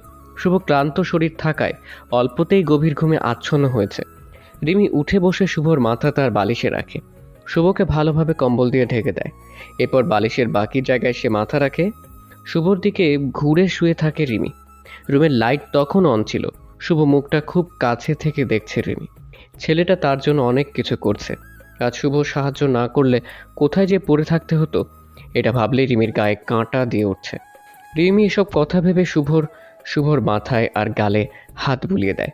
চুলগুলোর মধ্যে কয়েকবার হাত বুলিয়ে দিয়ে শুভর কপালে চুমু খেয়ে বসে রিমি। এরপর সে খেয়াল করে শুভর হাতটা ফেটে গেছে, আঙ্গুলের কাছে চামড়াগুলো শক্ত হয়েছে, কিছু জায়গায় ফোসকা পড়েছে। রিমি হাতেও চুমু খেয়ে নিজের হাত সেই হাতে রেখে ঘুমিয়ে যায়। যখন সকাল হলো কাকতালীয়ভাবে দুজনের একসাথে ঘুম ভাঙে। দুজনে চোখ খুলে দেখে একজন অন্যজনের খুব কাছাকাছি। শুভ দ্রুত বিছানা ছেড়ে উঠল। সরি, আমি ঘুমিয়ে পড়েছিলাম কখন জানি না। সমস্যা নেই, আপনি রাতে আমার অনেক হেল্প করেছেন। বাদ দিন সেসব কথা, আমি পরোটার ভাজি এনে দিচ্ছি। আশা করি কাল সকাল থেকে এসব আর বাইরে থেকে নিয়ে আসতে হবে না। হুম। আমি দুপুরে একবার আনাবো বাজার নিয়ে। আচ্ছা। সেগুলো নিয়ে কিন্তু রান্না করতে হবে, রাতে খাবো। হ্যাঁ, বুঝেছি আমি। রান্না করতে পারবেন তো? একবারে যে পারি না তা না, পারবো আমি। ওকে। শুভ যা বলে গিয়েছিল ঠিক তাই করলো। কাজ থেকে দুপুর ফিরল। কয়েকদিনের বাজার একবারে করে আনলো। আবার কাজে যাওয়ার সময় বলে গেল সে যেন আগেই সব করে রাখে, সন্ধ্যায় ডাক্তার দেখাতে নিয়ে যাবে। সব মিলিয়ে রিমি খুব খুশি। নিজের অজান্তে একটা সংসার গড়ে উঠেছে, যা সবটুকুর অবদান শুভর। আবার রিমির এটা ভাবতেও খারাপ লাগবে যে শুভ নিজেই একদিন এটা ভেঙে চলে যাবে। রিমি শুভকে কতটা ভালোবেসেছিল সেটার প্রমাণ রিমি এখন পাচ্ছে।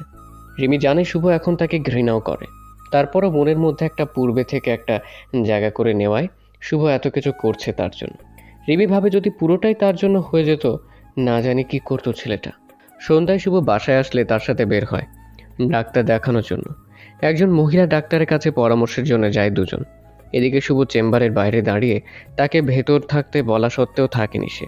সেই মহিলা ডাক্তার কারণ জানতে চাইলে রিমি বলে, সে এমনি।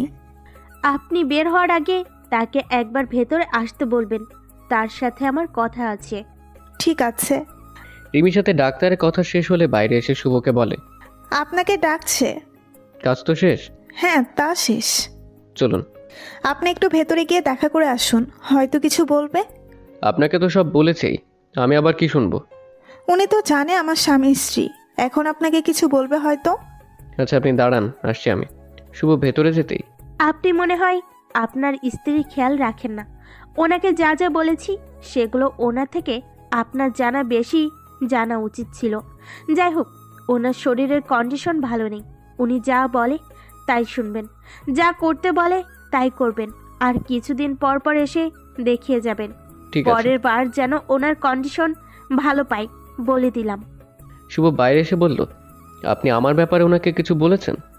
না তো, একটা কথাও বলিনি। উনি তাহলে আমাকে থ্রেট দিল কেন? আমি বললাম আপনি ভেতরে থাকেন, ভেতরে আমার সাথে বসে যদি কথাগুলো শুনতেন তাহলে আপনাকে কিছু বলতো না। দুজন বাসায় আসলো। রিমির রান্না করা খাবার খেয়ে দুজন বিছানায় বসলো। তা উনি কি পরামর্শ দিলেন সব বলুন। না থাক, ওনার পরামর্শে চলতে গেলে অনেক টাকা লাগবে, আর উনি তো বলবেন এটাই স্বাভাবিক। টাকার চিন্তা আপনাকে করতে হবে না, আপনার শরীর খারাপ এটা আমাকে বলেছেন উনি, আপনার খেয়াল রাখতে বলেছেন। শরীর তো খারাপ হবেই, এতদিন তো টেনশনে ছিলাম, ঠিকমতো খাওয়া দাওয়া হয়নি। আর আমি ছোট মানুষ, বুঝে উঠতে পারি না খারাপ লাগলে কি করব, কিভাবে সামলাবো। আমাকে সব বলবেন কখন কেমন লাগে। এমনিতেই আপনার অনেক সমস্যা করে ফেলেছি, আমার এগুলো আমি সামলাবো। আপনি সামলাতে পারছেন না, এই জন্যই শরীর খারাপ। আমি সামলিয়ে নিব। শুভ রিমির দিকে তাকালো। একবার লোক দিতে রিমি ভয় শেষ, আমতামতা করে বলল, না না, ঠিক আছে, আমি সব বলবো। হুম। কিছু মনে না করলে একটা কথা বলি। জি বলুন। আমার একটা জিনিস খুব খেতে ইচ্ছা করছে, আগে থেকেই পছন্দ করতাম, কিন্তু এখন আরও বেশি। কি সেটা? আইসক্রিম। ঠিক আছে আমি আনছি এক্ষুনি। না থাক, অনেক টাকা ফুরিয়েছে, তো হিসাব করে খরচ করতে হবে। খরচ হবেই তো, শুধু আপনার জন্য। এভাবে আমার জন্য খরচ করলে আপনি শেষ। নতুন করে আমি শেষ হব কি করে? আমি অনেক আগেই নিজেকে শেষ করে দিয়েছি। আমি আমার মধ্যে আমিকে খুঁজে পাই না। শুভ কথাটা বলে বাইরে চলে গেল। কিছুক্ষণ পর দুটো আইসক্রিম নিয়ে ফিরল, সেগুলো রিমির সামনে রেখে চেয়ার পেতে বসলো। রিমি বিছানায় বসে আইসক্রিমের দিকে তাকিয়ে আছে, হাতেও নিচ্ছে না। সেটা দেখে শুভ বলল, বসে আছেন কেন, খেয়ে নিন। আমার খাওয়ার ইচ্ছা নেই আর। মজা করেন আমার সাথে? একটু আগে তো বললেন খেতে মন চাইছে আপনার। আপনার কথাগুলো শোনার পর আর ইচ্ছে করছে না। আমি কিছুই খাবো না, আমার জন্য অনেক করতেছেন, আমি এতেই খুশি। আমাকে নিয়ম করে দুবেলা ভাত দিয়েন, তাতেই হবে। আর সরি। অদ্ভুত চরিত্র আপনার। এখন এমনিই মনে হবে আপনার কাছে। শুভর কথা বাড়ালো না, চেয়ারে চুপচাপ বসে থাকলো। একটু পর ঝিমানো শুরু করলো। রিমি চুপচাপ একটা আইসক্রিম খেয়ে নিল। শুভকে ডেকে যে বিছানায় আসতে বলবে সে সাহস পাচ্ছে না। এভাবে আরও কিছু সময় পর শুভর ঘুম ঘুম চোখে তাকিয়ে দেখে রিমি বিছানায় বসে তার দিকে তাকিয়ে, এই আপনি শুয়ে পড়ুন, আমি মশারি টাঙিয়ে দিচ্ছি। আপনি ঘুমাবেন না? হ্যাঁ ঘুমাবো। আপনিও আসুন। এখানে না, কিচেনে। রাতে একা একা আমার ভয় লাগে, প্লিজ আমার কাছে থাকুন। কাল যে ছিলেন আমার অনেক ভালো লেগেছিল। আচ্ছা ঠিক আছে। আজ আর একবার সে মাথা রাখলো না। শুভ বালিশ এনে দূরত্ব বজায় রেখে ঘুমিয়ে গেল। এদিকে রিমির চোখে ঘুম নেই, রাত যাচ্ছে তার হাঁসফাঁস করতে করতে। কোনো কিছুই তার ভালো লাগছে না। শুভকে ডেকে যে কিছু বলবে সে উপায়ও নেই। সেভাবে ছেলেটা সারাদিন অনেক পরিশ্রম করে, তার পর্যাপ্ত ঘুমের প্রয়োজন। তবে রিমি একটু একটু করে শুভ দিকে আগাতে থাকে। একসময় একদম কাছে চলে যায়, নিজের বালিশ রেখে শুভর বালিশে মাথা রাখে সে। তখনই তার ভালো লাগা শুরু, আর চোখে তার ঘুমও চলে আসে। রিমি বুঝতে পারে তার জীবনে এখন এই মানুষটা কতটা প্রয়োজন। মধ্যরাতে রিমির আবার ঘুম ভাঙে। চোখ খুলে দেখে তার এক পা অলরেডি শুভর উপর দিয়ে ফেলেছে। ভয়ে পা সরিয়ে নেয় রিমি। শুভ অন্যদিকে মুখ ঘুরিয়ে শুয়ে আছে। রিমি সেটা উকি দিয়ে দেখলো। কিছুক্ষণ জেগে থেকে ধানায় পানায় করার পর কি করবে রিমি ভেবে পাচ্ছে না। রিমি ভাবলো শুভর খুব কাছে গেলে হয়তো ঘুম চলে আসবে। সে শুভর আর কাছে চলে গেল, পেছন থেকে জড়িয়ে ধরল। শুভ সাথে সাথে জেগে উঠল। শুভ একটু নড়ে চড়ে উঠতেই রিমি শুভকে ছেড়ে তার বালিশে চলে গেল। শুভ এবার রিমির দিকে ঘুরতেই রিমি চোখ বন্ধ করে ফেলল। লুকোচুরি করেন আমার সাথে? চোখ খুলুন বলছি। রিমি এক চোখ দিয়ে তাকিয়ে দেখলো শুভ তার দিকে তাকিয়ে আছে। তারপর দু চোখের পাতাই খুলল। কি সমস্যা? আমার গা ঘেঁষছেন কেন? ঘুম পাচ্ছে না। রিমি মিনমিন করে বলল, কেন? তা বুঝতেছি না। আমার এতটা কাছে আসবেন না। আপনি আমার বিয়ে করা বউ না, এটা মাথায় রাখবেন। একটা সত্যি কথা বলবো? জি বলুন। আমি আমার বালিশে ছিলাম, ঘুম পাচ্ছিল না। যখন আপনার বালিশে মাথা রেখেছি আমার ঘুম চলে আসছে। আবার কিছুক্ষণ আগে জেগে উঠেছি। ভাবলাম আপনার বালিশে মাথা রাখার কারণে যদি ঘুম আসে তাহলে আপনাকে জড়িয়ে ধরে ঘুমালে আরও ভালো ঘুম হবে। আমার ঘুমের 12টা বাজিয়ে আপনি আপনার ঘুম খুঁজতেছেন তাই না? সরি। এত সরি সরি শুনতে আমার ভালো লাগে না। আপনাকে ভালোবেসে কখনো আপনার হাতটা ধরিনি। আর আপনি অন্যজনের সাথে শুয়ে। থাক, এইগুলো আর বলবেন না। আমি আসলে জানতাম না এমন হবে। সে জোর করেই এমনটা করেছে। আপনি আমায় এগুলোই বোঝান তাই না? তাকে ভালোবাসতে কে বলেছিল? আমি লোভে এমন করেছি আর তার শাস্তি এখন ভোগ করছি। দেখেন, আমি আপনাকে খুব তাড়াতাড়ি মুক্তি দিয়ে দিব। যাই হোক, ঘুমান। ঘুম যে আসে না। চেষ্টা করুন। হবে না তাতে। তাহলে এমনি শুয়ে থাকুন। আপনার কাছাকাছি যাই? আমি তো বললাম আমার সমস্যা হয়। আমি ছেলে মানুষ, ব্যাপারটা বোঝেন না কেন? বুঝেছি। বুঝলে দূরেই থাকুন। আচ্ছা। পরদিন সকালবেলা ইরার কলে শুভর ঘুম ভাঙে। শুভ কল রিসিভ করে। হ্যাঁ বল। তুমি কোথায়? হ্যাঁ, কেন, কি হয়েছে? বাড়িতে টাকা পাঠাও না কেন? আবার তোমার ফোন বেশিরভাগ সময় বন্ধ থাকে। টাকা পাঠাই না, যে কাজ করি টাকা তেমন আসে না। আর নতুন জায়গায় খরচ বেশি। নতুন বলতে কোথায় তুমি? আমাদের ওখানে তেমন কোনো কাজ খুঁজে পাচ্ছিলাম না, তাই ঢাকায় আসছি। তুই আবার বাড়িতে এটা বলিস না। তুমি ঢাকায় কি করো? বললাম তো কাজের খোঁজে। আরে বাহ, বলো কি? আচ্ছা রাখছি। আর বলে দিস টাকা পাঠিয়ে দেবো এই মাসে। আর আমার টাকা? 2 মাস তো হয়নি। বেশি দিন বাকিও নেই। চিন্তা করিস না, দিয়ে দেবনি। মনে করে দিও আবার। আচ্ছা। শুভ শুয়ে থেকেই কথা বলছিল। পাশে রিমি যে জেগে ওঠে তার দিকে তাকিয়ে কথা বলা শুনছে, এটা শুভ খেয়াল করেনি। শুভ ফোন রাখতে রিমি বলল, কে কল করেছিল? আমার বোন। ও, আমি কিন্তু সব শুনেছি। তো আপনার তো টাকার প্রয়োজন। সেটা তো প্রতিটা ক্ষেত্রেই। আমি ব্যবস্থা করে দেই। শুভ হেসে বলল, আপনি তো আমার উপরে নির্ভর করে আছেন। আপনি আবার কী বা ব্যবস্থা করবেন? আমি পারবো। কিভাবে? বাসায় বলি। বাসায় বললে আবার আপনাকে কথা শোনাবে। এর চেয়ে ভালো আমি যা দেই তা নিয়েই থাকুন। আপনার উপর বেশি চাপ আসছে। আসলে তো কিছু করার নেই।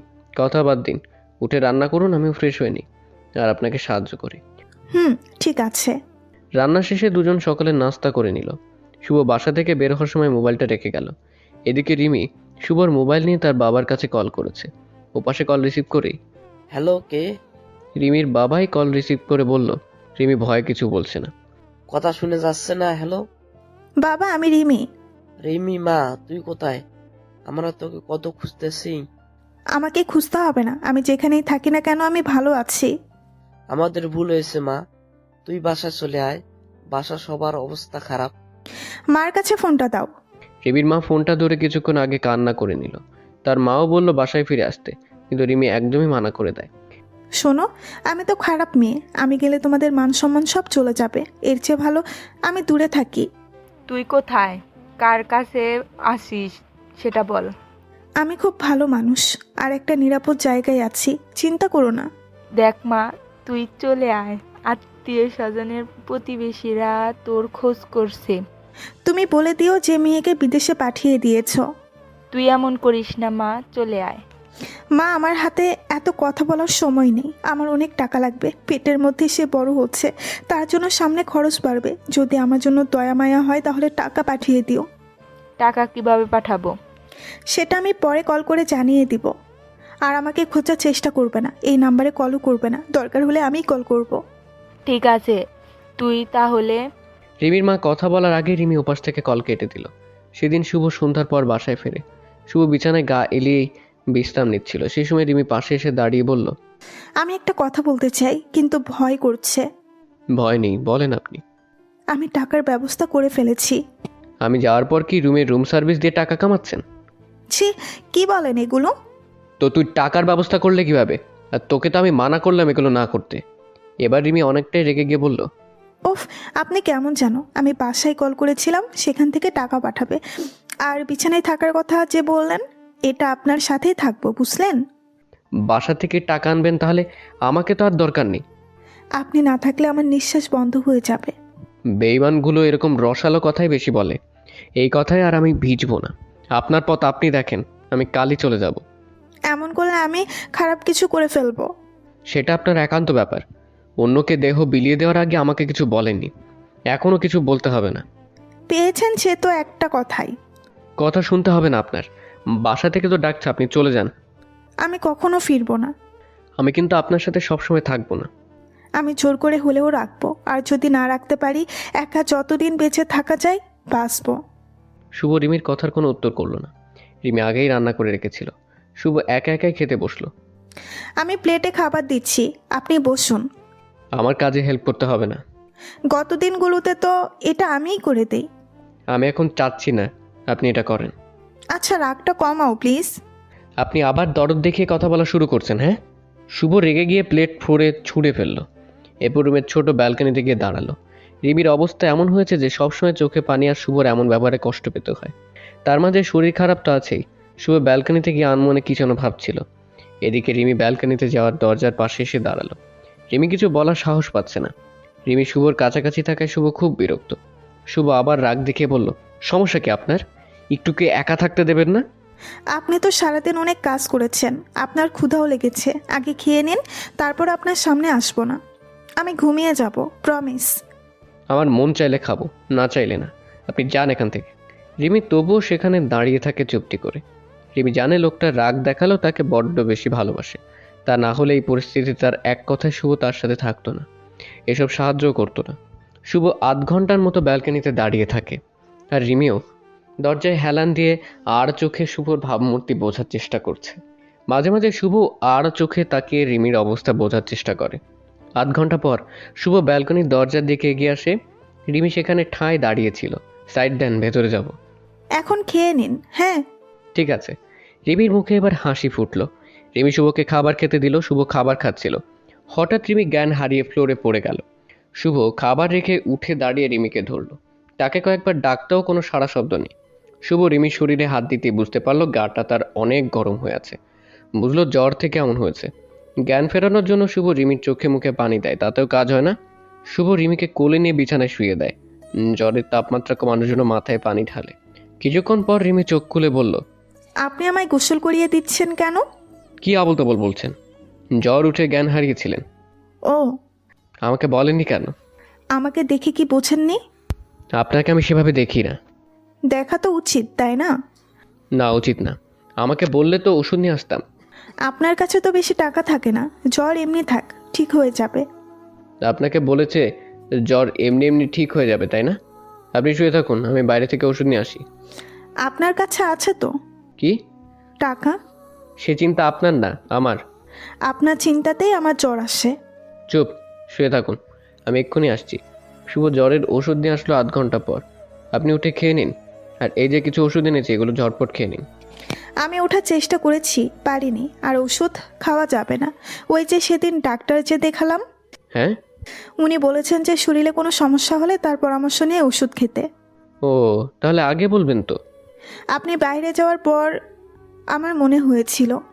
রিমিকে অবাক করে দিয়ে শুভ প্লেটে খাবার নিয়ে এসে রিমির জন্য খাটের একপাশে বালিশ রেখে রিমিকে সেখানে পিঠ রেখে হাত শোয়ার মতো অবস্থায় রাখে। এরপর খাবার মাখিয়ে তা রিমির মুখে তুলে দিতেই দুজনের চোখে পানি। শুভ অভিমানী সুরে বলল, অযথা চোখে পানি আনার প্রয়োজন নেই। আপনার চোখ প্রায় সময় ভেজা থাকে, পরে আবার সমস্যা হবে। ভিজে থাকার মতো কাজই তো করেছি আমি। সেসব ভুলে যান, বর্তমানে চিন্তা করুন। খাবার খাওয়ানো শেষে আপনি আজ একাই ঘুমান, আমি কিচেনের ফ্লোরে ঘুমাবো। না, এখানে থাকবেন, আমার সমস্যা হতে পারে। আমাকে ডাকবেন। ডাকার মতো শক্তি নেই, দেখছেন তো কত ধীরে কথা বলছি আমি। আচ্ছা, আমার খুব ঘুম পাচ্ছে, খুবই ক্লান্ত। মশারি টাঙিয়ে আসুন এখানে। আমাকেই করতে হবে। সুস্থ হলে আমিই করব।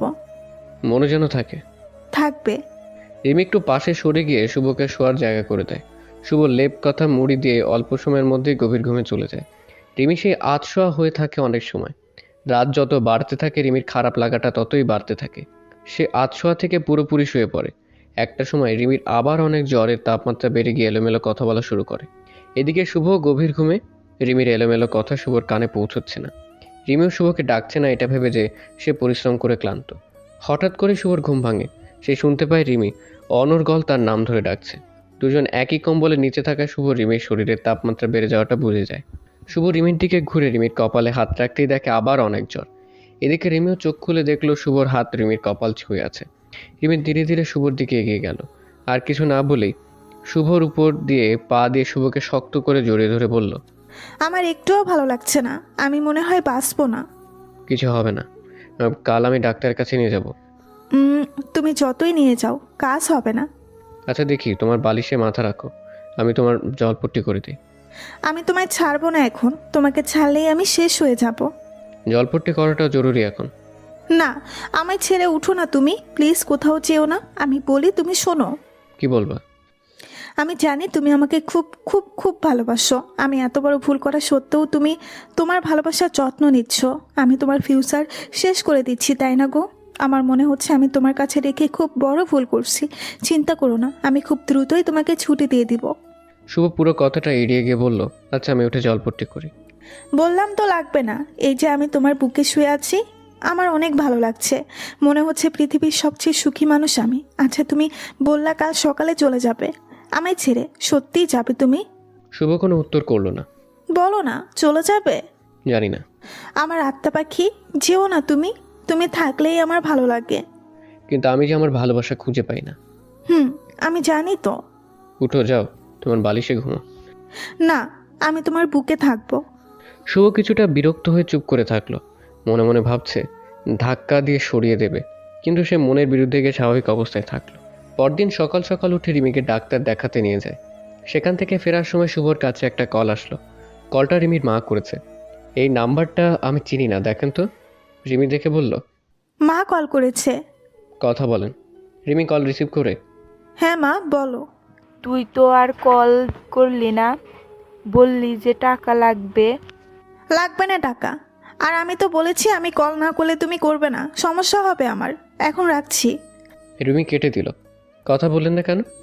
শুনলেন তো, টাকা দেওয়ার জন্য কল করেছে। আমি একটা কথা বলতে চাই। বলেন। রাতে জ্বর ওঠায় আপনি আমায় তুমি করে বলেছেন, আমিও বলেছি ভুলে।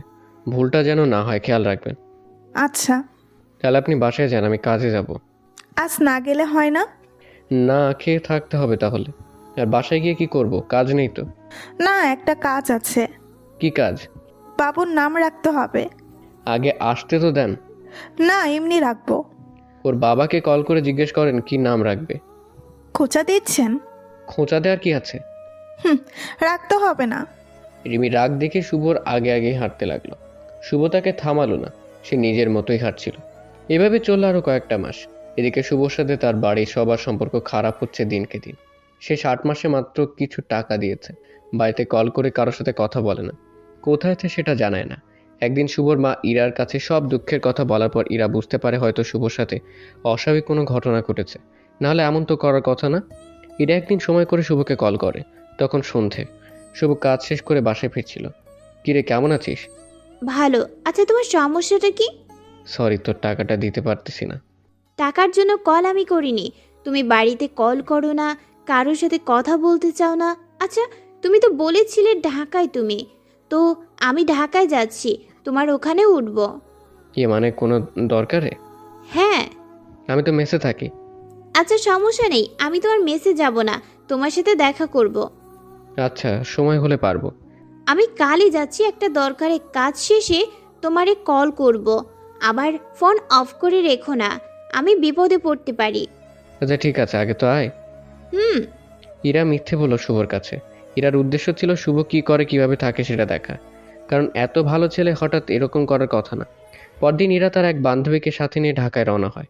ইরার পৌঁছাতে দুপুর পার হয়ে যায়। শুভকে সকালে করে ঠিকানা জেনে নিয়েছিল আগে। এখন সেখানে কি শুভকে কল করে ইরা। শুভ জানায় কিছুক্ষণের মধ্যে সে সেখানে চলে আসবে। এদিকে শুভ আসার আগে ইরা তার সাথে থাকা বান্ধবী তমাকে বলল, শোন, আমি যখন ভাইয়ার সাথে কথা বলবো তুই দূরে থাকবি। কথা বলার শেষে ভাইয়া যেদিকে যেখানে যাক না কেন তুই পিছু নিবি। আর তুই আমার সাথে কলে কানেক্টেড থাকবি। আমার ভয় করে। কিসের ভয়? আমি তো চিনি না কিছু, যদি হারিয়ে যায়। আরে হারাবি কেন? আমার সাথে তো কথা বলতেই থাকবি। তোর সাথে এসে যে কোন বিপদে পড়লাম। বিপদ না, শোন, ভাইয়া যেখানে যাক তুই সেখানেই যাবি। ওকে। এখন দূরে গিয়ে দাঁড়া। ওকে। তমা ইরার থেকে দূরে গিয়ে দাঁড়ালো। এদিকে শুভর আসার নাম নেই। ইরা আবার কল করলো। শুভ বলল সে নাকি সন্ধ্যায় দেখা করবে। যেখানে কাজ করে সেখানে নাকি কাজের চাপ বেশি। ইরা রাগলো, তবে সেটা প্রকাশ করলো না। ইরা শুভর কথায় রাজি হয়। এদিকে দুজন আশপাশে ঘুরে খাওয়া দাওয়া করে সেই স্থানে সন্ধ্যায় সে শুভকে কল করে। শুভ আরও কিছু সময় চায়, ইরা সেটাও দেয়। শুভ কাজ শেষে বাসায় এসে ড্রেস পরিবর্তন করে বাইরে বের হয়, রিমির সাথে কোনো কথা না বলে। রিমির কাছে আজ সকাল থেকে শুভর প্রতি সন্দেহ লাগছিল। প্রথমত তাকে চিন্তিত দেখাচ্ছিল, রিমির কাছে ফোনও রেখে যায়নি। আবার এখন এসে হুট করে বাইরে চলে গেল। কোথায় গেল সেটাও জানালো না। শুভ আসলো ইরার সামনে, এসে একটা হাসি দিয়ে বলল, কিরে কি অবস্থা? আমার অবস্থা রাখো, তোমার অবস্থা বলো। এমন আচরণ শুরু করছো, মনে হচ্ছে আমি তোমার পর কেউ। সরি রে, কাজে ব্যস্ত ছিলাম। কি কাজ করো? সেটা না হয় না শুনলি? বলা যাবে না? না। ওকে ওকে। তা তুই এখানে কি কাজে? তা তো তোমায় বলা যাবে না। ফুপা ফুপি কেমন আছে? বাবা মায়ের খোঁজই নাও না, ফুপা ফুপির খোঁজ নিয়ে তোমার লাভ নেই। আরে ব্যস্ত থাকি একটু। ভালো। আরও কিছুক্ষণ কথা হলো, তারপর বিদায়ের পালা। ইরা তার একটা বান্ধবীর বাসায় থাকবে এটা বলে শুভর কাছ থেকে বিদায় নেয়। শুভ যে রাস্তা দিয়ে আসছিল ইরা তার বিপরীত দিকে এই রাস্তায় চলে যায়। ইরা যেদিকে আসছিল সেদিকে তমা দাঁড়িয়েছিল। ইরা তমার কাছে না গিয়ে কলে কানেক্ট থেকে জানিয়ে দেয় শুভ হাঁটলে সে ফলো করতে। ইরা আবার এই রাস্তায় ফিরবে না, এমনকি পিছু ফিরবে না সে না বলা পর্যন্ত। এদিকে শুভ হাঁটছিল তার বাসার দিকে। যেখানে তারা দেখা করলো সেখান থেকে হেঁটে 5 মিনিটের রাস্তা। শুভর কিছু তমা হাঁটছিল। শুভ বাইরে দোকান থেকে কিছু ফল কিনলো, সেটা আবার তমা ইরাকে জানিয়ে দিল। এই তোর ভাই তো কেনাকাটা শুরু করে দিয়েছে। ওই চিমড়ি, তুই যেন বেশি কাছে যাস না, তাহলে কিন্তু সব শেষ। ও তো কাছে যাচ্ছে না। আর শোন, ভাইয়া কোনো গাড়ি নিলে তুইও গাড়িতে উঠবি। বই, আমি হারিয়ে যাব। ওই ওই, চিন্তা করছিস কেন? আমি আছি। এই ভাইয়ার কেনাকাটা শেষ, তুই আয় এখন, ভাইয়া হাঁটা শুরু করেছে। শুভকে ফলো করতে করতে তমা একদম শুভর বাসায় যায়, এমনকি যে দরজা দিয়ে রুমে ঢুকলো সেটাও দেখে। এটা তো মেজ না, তাই না রে? না মনে হয়। তা কোন রুমে ঢুকেছে দেখেছিস? হ্যাঁ, চল। ভেতরে কিন্তু দারোয়ান আছে। তখন কিভাবে ঢুকেছিলি? ভাইয়ার নাম বলে। এখনো তার নাম বলেই যাব? যদি সন্দেহ করে? চিল, তোর রূপের আগুনের দারোয়ানকে ছাই করে তারপর আমরা ভেতরে ঢুকবো। ইরা যখন সে বাসার সামনে আসলো, ইরা আর তমার দারোয়ানের ঝামেলা ছাড়াই ভেতরে ঢুকলো। তমার দেখানো সেই দরজার সামনে দাঁড়িয়ে ইরা কলিং বেল বাজালো। কলিং বেল বাজাতে ভেতরে রিমি আর শুভর কথোপকথন। এই সময় কে আসলো? ও হ্যাঁ, বাড়িওয়ালা মনে হয় আসছে ভাড়া নিতে। আমি তো সকালে টাকা দিয়ে তারপর কাজে গেলাম। তাহলে দেখেন কে আসছে। শুভ দরজা খুলতে ইরা বলল, হ্যালো মিস্টার। খুব দ্রুত গতিতে রুমে প্রবেশ করলো। ইরার আগমনে শুভ হকচকিয়ে গেল। কি করবে এখন? কি জবাব দিবে এসবের? এদিকে বেডরুমে গিয়ে দেখে একটা মেয়ে দাঁড়িয়ে আর ফুলো পেট চোখ পড়তেই হাই আল্লাহ, তুমি করেছোটা কি? পেছন থেকে শুভ এসে বলল, তুই এখানে আসলি কেন? আমার সন্দেহ ছিল তুমি কি করছো ঢাকায়, এটার জন্যই আসা। এমনটা আশা করিনি তোর থেকে। তুমি চুপ করো তো।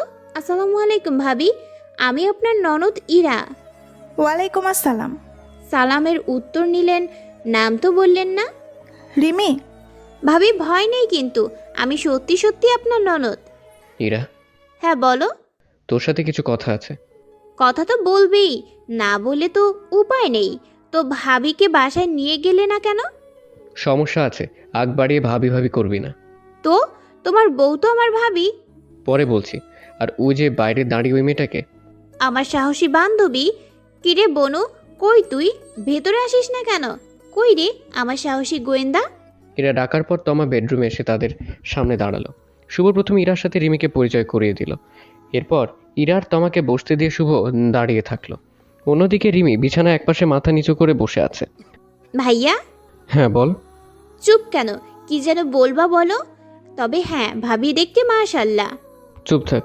আমি আমি তো এটা তোর ভাবি না। তাহলে অন্যের বউ নিয়ে কি করো তুমি? একই কথা বারবার বলিস না, মানা করলাম তো। রেগে যাও কেন? আচ্ছা কি হয়েছে বলো।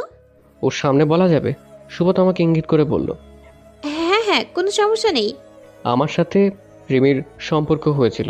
তারপর শুভ পুরো ঘটনাটাই বলে দিল, যাতে পরে এটা নিয়ে তাদের বাড়িতে ইরা উল্টাপাল্টা কিছু না বলতে পারে। শুভর প্রায় আধ ঘন্টা লাগলো খুঁটিনাটি সব কথা বলতে। এত দীর্ঘ সময় কথা শোনার পর তুমি তো ভাইয়া ঠিক আর ভুল দুটোর মাঝামাঝিতে আছো। তোমাকে দোষ দেওয়া যায়, আবার না দিলেও সমস্যা নেই। কি বলতে চাস ক্লিয়ার করে বল। তুমি ভাবিকে, সরি, সে তো আমার ছোট হবে, নাম ধরেই বলি। তুমি রিমিকে তাদের বাড়িতে পাঠিয়ে দিলেই ভালো করতে, যেহেতু তার পরিবার চাইছে সে তাদের কাছে ফিরুক। ও তো ফিরতে চায় না। রিমি, তোমার সমস্যাটা কোথায়? আমার এই অবস্থার জন্য পাড়া প্রতিবেশী আত্মীয় স্বজন সমাজের মানুষের কাছে কি জবাব দেব? তাহলে এখন তোমার স্বামী কোথায় পাবে? তোমাকে কে বিয়ে করবে? আর দেখো, যে মানুষটা তোমাকে ভালোবাসলো তার জন্য কিছুই তুমি রাখলে না। বড্ড বড় ভুল করেছো।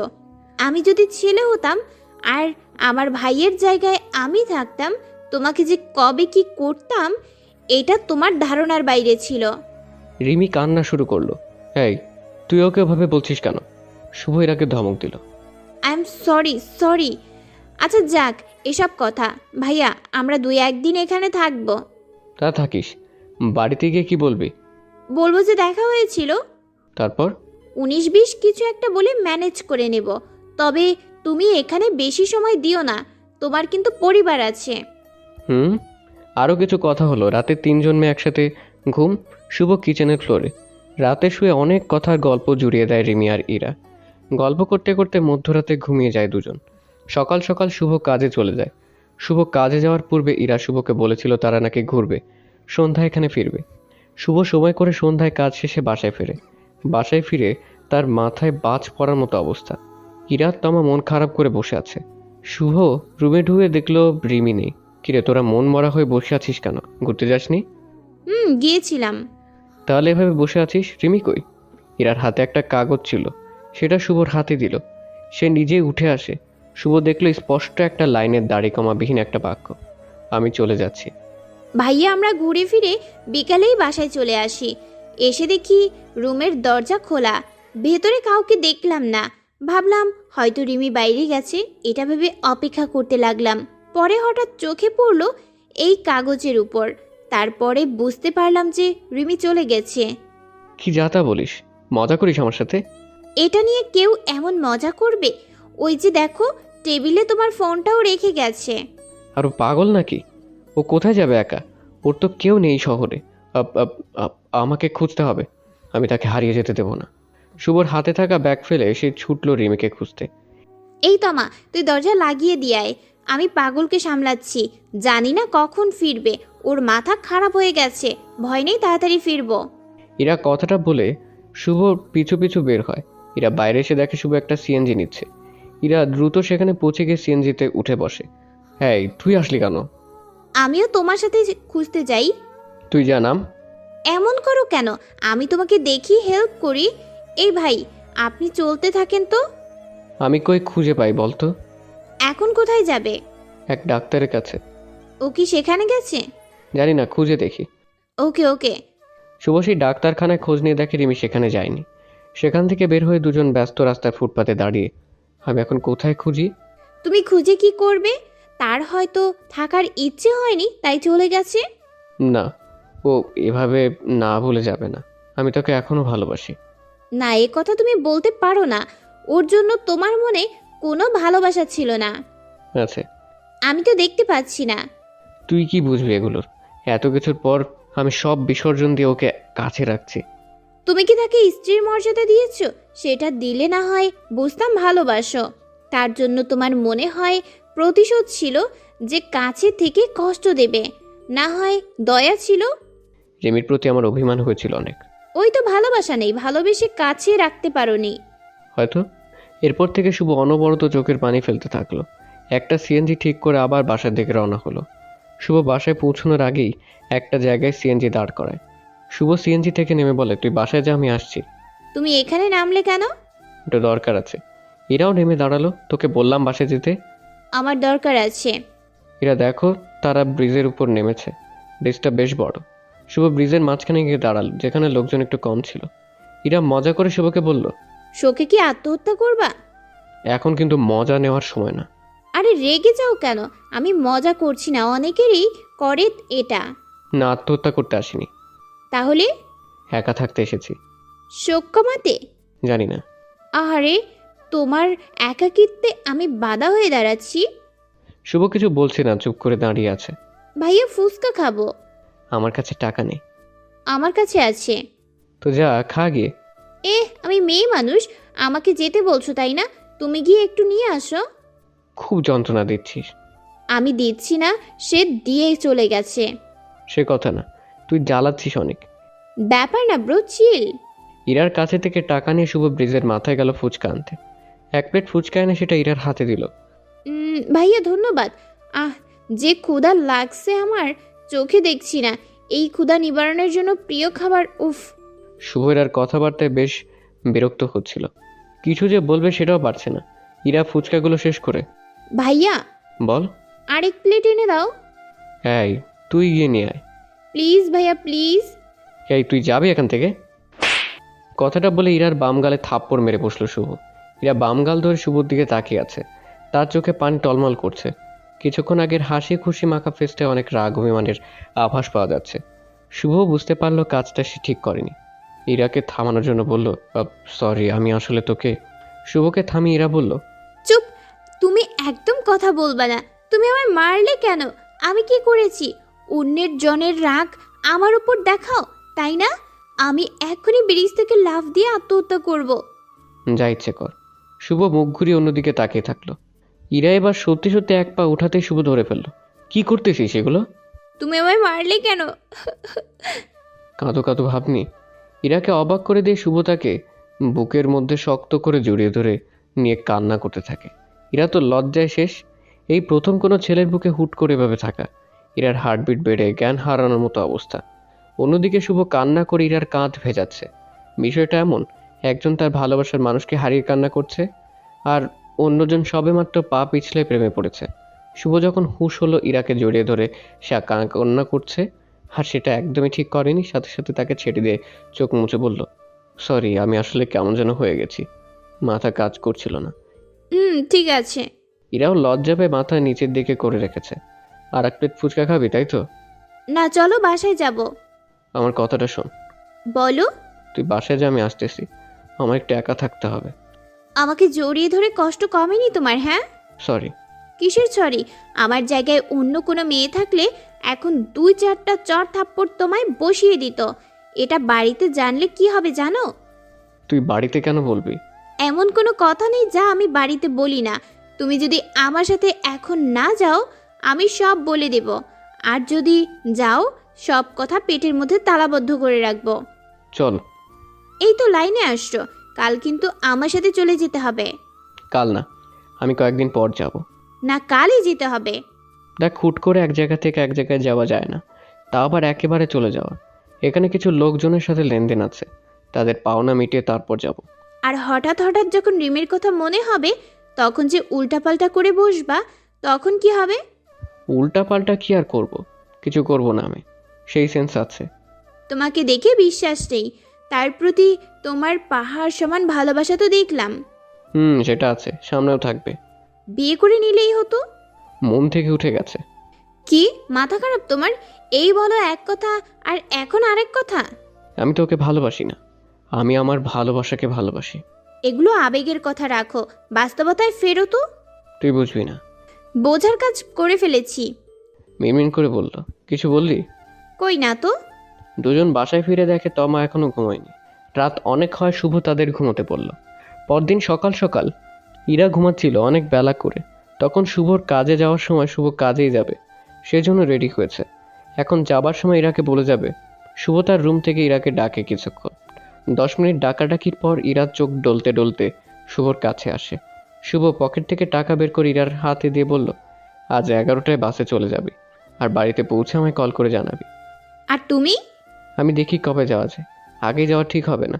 ও যদি আবার এখানে আসে, আমায় না পায়, তাহলে কি হবে ভাবতে পারছিস? সে ফিরে আসার জন্য চলে যায়নি, এটা কি তোমার মাথায় ঢোকে না? তবুও যদি আসে? তোমাকে যে কি করতে মন চায় আমার, আমি রাগলে কিন্তু খবর আছে। আমার দিকটা একটু ভেবে দেখ। তুমি সব গুছিয়ে রেডি হও, তোমার কাজে যাওয়া লাগবে না, বাড়িতে নিয়ে যাব। তুই কিন্তু বেশি বেশি করতেছিস। শুভ যে রুমে দাঁড়িয়ে ইরার সাথে কথা বলছিল সেটা ছিল কিচেন রুম। ইরা কিচেন রুমের দরজা লাগিয়ে বলল, আমি তোমায় না নিয়ে যাব না, দেখি তুমি আমার কি করো। শুভ ছোটবেলা থেকে ইরার এই জেদ ধরার অভ্যেস সম্পর্কে জানে। কোনো কিছুতে জেদ ধরলে সে সেটা করেই ছাড়ে, যে করেই হোক। তবে তার এই জেদের ভালো দিকটা হলো, তার নিজের পছন্দ আর গুরুত্বপূর্ণ কিছু ছাড়া সে এমন করে না। শুভ ইরার কথার উত্তর দিতে না পেরে চুপচাপ দাঁড়িয়ে, এদিকে রাগে ইরার চোখে লাল হয়ে এসেছে। কি হলো? আমি বুঝতেছি না তুই এত সিরিয়াস হচ্ছিস কেন? কাল রাত থেকে হয়েছি, এর আগে এত সিরিয়াস ছিলাম না। আমি কি করেছি? জড়িয়ে ধরেছিলেন, মনে নেই আপনার? ইরা দাঁত কিড়মিড়িয়ে বলল, সরি তো বলেছি। সরি টরিতে কি কাজ হয়? সব কিছু আমার হার্টবিটটা কিভাবে বেড়েছিল সেটা আপনি অনুভব করেননি? খেয়াল করে নিত। তা করবেন কেন? আপনি তো কান্নায় ব্যস্ত ছিলেন। এখনো আমার বিট বাজছে অস্বাভাবিকভাবে। আমাকে জড়িয়ে ধরে দেখো। না থাক, বিশ্বাস হয়েছে। আমি ধরতে বলেছি। ছি ছি, না না। আপনার ছিছি আমি বের করতেছি, দাঁড়ান। ইরা আশপাশে তাকালো আর চোখ জোড়া ধারালো অস্ত্র খুঁজছিল, আর একটা ছোট্ট ছুরি পেয়েও গেল। সেটা হাতে নিয়ে শুভর দিকে তেড়ে আসলো। শুভ ভয়ে পেছনে যেতে যেতে তার পিঠ দেয়ালে ঠেকলো। শুভ জানে রাগ উঠলে এই মেয়ে যে কোনো কিছু করতে পারে। এদিকে ইরা শুভর খুব কাছে এসে তার গলার কাছে ছুরি ধরে রেখেছে। ইরা এবার খুবই রেগে গিয়ে বলল, আপনি ধরবেন নাকি আমি জবাই দেব? আচ্ছা ছুরিটা রাখ, আমি তোর সাথে বাড়ি যাব। বাড়িও যেতে হবে, আমাকে জড়িয়েও ধরতে হবে। আচ্ছা আচ্ছা ধরছি। শুভ কোনো রকম জড়িয়ে ধরলো। তাতে দুজনের শরীরের দূরত্বও ছিল বেশ। ইরা বলল, এটাকে জড়িয়ে ধরা বলে? রাতে যেভাবে ধরেছিলেন সেভাবে ধরুন। ওটা তো। এই চুপ! আমি ওটা তো এটা তো বুঝি না। আমার মন তৃপ্ত হলে আমি আপনাকে ছাড়বো, এর আগে না। শুভ বাধ্য হয়ে ইরাকে জড়িয়ে ধরল বেশ শক্ত করে। শুভ বুঝতে পেরেছিল ইরার মনে কি চলছে, আর বুঝতে চাইছিল না এটা হোক তার মাঝে। কিছুক্ষণ পর শুভ যখন ইরাকে ছেড়ে দিল, রেডি হও, বাইরে আমরা খেয়ে নিয়ে তারপর গাড়িতে উঠব। তোর সাথে আমার কিছু কথা ছিল। সব কথা বাড়িতে গিয়ে হবে। আমি তোমাকে ডেকে উঠাচ্ছি, তুমি রেডি হয়ে নাও দ্রুত। এরপর তিনজন মিলে রওনা হলো। সন্ধ্যায় শুভ বাড়িতে পৌঁছালো। এরা তার বাসায় বলে গিয়েছিল সে তার কোনো এক দরকারে যাবে, তাই ইরা আগে বাড়িতে আসে। এবার ঘণ্টাখানেক পর শুভ আসে। শুভকেতে তার বাবা মা ইচ্ছে মতো বকাঝকা করলো। ইরা যে শুভকে নিয়ে আসছে এটা শুধু ইরার মা তমা জানতো, তাছাড়া কেউ জানতো না। শুভর আসল ঘটনা লুকিয়ে ইরা শুভর মাকে বলে দেয় ভালো একটা চাকরির খোঁজে ঢাকায় ছিল। কোনো এক কারণে শুভর অনেক টাকা গচ্ছা যায়, এই জন্য নানা রকম সমস্যায় পড়ে বাড়িতে যোগাযোগ করেনি আর টাকাও পাঠেনি। শুভর পরিবারের সবাই এটা মেনে নেয়। এরপর থেকে শুভ বাড়িতেই থাকছে। মাঝে মাঝে শহরে কোনো দরকারে গেলে রিমির বাসার সামনের রাস্তা একবার হলে যেত, তবে শুভ প্রায় দেখতে পেত গেটে তালা ঝোলানো। প্রথম দুইবার দেখার পর কিছু মনে না হলেও তৃতীয়বার দেখার পর তার মনে খটকা লাগলো। সে তখন আশপাশে জিজ্ঞেস করে জানতে পারে এই বাসা বিক্রি করে সবাই কোথায় যেন চলে গিয়েছে। শুভ ঢাকা থেকে বাড়িতে আসছে 2 মাস হয়ে গেল। এতদিনে রিমির কোলে বাচ্চা দুলুনি খাচ্ছে। শুভ যেই কাজই করুক সারাদিন এসব ভাবতে থাকে। অন্যদিকে ইরা শুভর মাঝে থেকে রিমি নামের ভূতটা মাথা থেকে তাড়াইতে পারছে না। ইরার চালচলন অন্যরকম দেখার পর শুভ তাকে এড়িয়ে চলে। পাশাপাশি বাড়ি হওয়ায় অতটাও পারে না। হুঠাৎ তার কাছে আসে বায়না নিয়ে। তার যেই সেই বায়না না। একদিন শুভ বিছানায় ডান কাতে শুয়ে বয়ে পড়ছিল, হঠাৎ ইরার আগমন। শুভ অন্যদিকে মুখ ঘুরিয়ে থাকে, ইরাকে ফাঁকি দেওয়ার জন্য চোখ বন্ধ করে ঘুমের ভাব ধরে। এদিকে ইরা সেটা টের পেয়ে মনে মনে বলল, আমার আশা দেখে ঘুমের ভাবধরা ছড়াচ্ছি, মাত্রই বাইরে থেকে গুনগুন শব্দের আওয়াজ পড়তে শুনলাম, আর এখন ঘুম? ইরা শুভর বিছানায় কাছে গিয়ে বসে পড়ল কোনো শব্দ না করে। অনেকটা সময় চুপ করে থাকলো। শুভ ভেবেছে ইরা হয়তো ঘুম অবস্থায় দেখে চলে গেছে। শুভ ঘাড় ঘুরিয়ে দেখলো পুরো রুমে কেউ নেই। অমনি সোজা হয়ে শুয়ে বইটা বুকের উপর রেখে পড়তে শুরু করলো। অমনি ইরা বসা থেকে উঠে দাঁড়িয়ে বলল, আসসালামু আলাইকুম। গোলাপের শেষ বংশধর। তুই কোথায় ছিলি? এখানেই ছিলাম আপনার চালাকি ধরতে। শুভ লজ্জায় আর কিছু বলতে পারলো না। এখন মুখ থেকে কথা বের হয় না কেন? কি বলবি বল। লুকোচুরিতে হেরে গিয়ে আমাকে ঝাড়ি দাও। শুভ চুপ। আমাকে তোমার বিরক্ত লাগে? হ্যাঁ। আবার বলো তো। অলরেডি রাত চোখের কোণায় পানি চলে আসছে। কি বলবো? যেটা বললা একটু আগে। যা তো বিরক্ত করিস না। তুই আমার সাথে বেশি বেশি করিস। বোন আছিস, বোনের মতো থাক। তুই জানিস আমি ভালো নেই। তোমার ওই রিমি আর আসবে না। এমন মেয়ের জন্য ধুকে ধুকে মরবে, তাই না? তোর সাহস কম না। আমার ভালোবাসা নিয়ে কথা বলিস তুই? একদম রাগ দেখাবা না আমার সাথে। দুজনের চেঁচামেচিতে শুভর মা দৌড়ে শুভ রুমে আসে। সে রুমে এসে দেখে শুভ বিছানায় বসে রিমির দিকে অগ্নি দৃষ্টিতে তাকিয়ে আছে। আর ইরা শুভর দিকে তাকিয়ে সেম ভাবে। শুভর মা গিয়ে জিজ্ঞেস করলো, এই কি হয়েছে তোদের? এমন করতেছিস কেন? ইরা তার মামির দিকে ঘুরে বলল, আমি তোমার ছেলেকে ভালোবাসি, তোমার ছেলে এটা বুঝতে চায় না। ও তো অন্য। পুরো কথাটা না বলে ইরা চলে গেল। এদিকে শুভ কিছু বলতে গিয়ে আটকে গেল। কি রে, কি বলছে এসব ও? আমি জানি না। তোরা কিছু করেছিস? না, কি যে বলো। ইরা কিসের কথা বললো? তুই কার সাথে কি করেছিস? আমি আবার কার সাথে কি করতে যাব? কি যেন বলতে নিল ও? বাদ দাও তোর কথা। ও যে ভালোবাসার কথা বললো, তোদের মধ্যে কি কিছু হয়েছে? না মা, ছি ছি, তুমি এসব কি বলো? এসব তোমার মুখে মানায় না, যাও তো। শুভ কথাটা কোনো রকমে ধামাচাপা দিয়ে রাখলো। এদিকে ইরা বিকেলে শুভদের বাড়িতে আবার আসলো। তবে কাউকে জ্বালাতে নয়। সে ব্যাগপত্র নিয়ে আসছে, কোথাও চলে যাবে হয়তো। শুভ বাড়ির মধ্যেই তার বাবাকে কাজে সাহায্য করছিল। হঠাৎ ইরার এই অবস্থায় আগমন দেখে সবাই অবাক। সবার মুখে একই প্রশ্ন, হঠাৎ করে কোথায় যাবে? ইরার মা ইরার সাথে আসছিল, উনিই বলে দেন, ইরা এখন থেকে শহরে মেসে থেকে পড়বে। কথাটা শুনে শুভ বলল, ফুপু ওকে হঠাৎ শহরে পাঠাচ্ছ কেন? আমি কোথায় পাঠাচ্ছি? জেদি মেয়ে তো জেদ ধরে বসেছে। আর কোন বান্ধবী যেন থাকে শহরে, তার কাছে যাবে। বাড়িতে নাকি ওর ভালো লাগে না। ওর বয়স হচ্ছে যে বাড়িতে থাকাই ভালো। শহরে থাকলে ঘটক তো দেখতে পারবে না, ওর বিয়েও দিতে পারবে না। আমার ব্যাপারে আপনাকে কে নাক গলাতে বলেছে? কি রে, তুই শুভকে আপনি করে বলিস কবে থেকে? তোমার সেটা জানতে হবে না। একটু পর শুনতে হবে। নাটক বাদ দিয়ে ব্যাগ রেখে পড়তে বস। আমি নাটক করি, তাই না? ঠিক আছে, সবাইকে আজ রিয়েল নাটক দেখাবো। এই আমি গেলাম। শুভের আর কাঁধ থেকে ব্যাগ নিয়ে বলে, গ্র্যাজুয়েশন শেষ করে বাড়ি থেকে বের হয়ে শ্বশুরবাড়ি যাবি। এর আগে বাইরে থেকে লেখাপড়া করার নিষেধ। শুভ ব্যাগ নিয়ে নিজের ঘরে রেখে দেয়। সেদিন ইরার আর বাড়ি ছাড়া হলো না। পরদিন ব্যাগ নিতে এসে এরা নিজেই আকাশ থেকে পড়ল। সে জানতে পারে শুভ আজ ভোরে চলে গিয়েছে। এটা শোনার পর ইরার প্রচুর রাগ অভিমান হয় শুভর উপর। সে মনে মনে ওয়াদা করে এই মানুষটাকে এখন থেকে প্রচণ্ড ঘৃণা করবে। তার সাথে কখনো কথা বলবে না, কোনো রকমের যোগাযোগ তার সাথে করবে না। ভালো কিছু করার জন্য সেদিন শুভ বাড়ি থেকে বের হয়েছিল। বাবা মায়ের আশা পূরণ করতে একটা ভালো সরকারি চাকরির জন্য প্রচুর পড়ল, সাথে ছোট একটা কাজ করত। বাড়িতে আসতো 6-7 মাস পর পর, আবার এসেও বেশি সময় দিত না, একদিন থেকেই চলে যেত। তার 2 বছর সময় লাগলো একটা সরকারি চাকরি হতে। তবে কঠোর পরিশ্রম তার বৃথা যায়নি। একটা সরকারি ব্যাংকে তার চাকরি হয়েও গেল। এদিকে ইরার সাথে তার যোগাযোগ ছিল একদম বন্ধ। একবার ছুটিতে এসে শুভ নিজে থেকে ইরাকে ডাকে তার রুমে। সময়টা ছিল সন্ধ্যার পরপর। শুভ তার সেই রুমে বসে কি যেন ভাবছিল।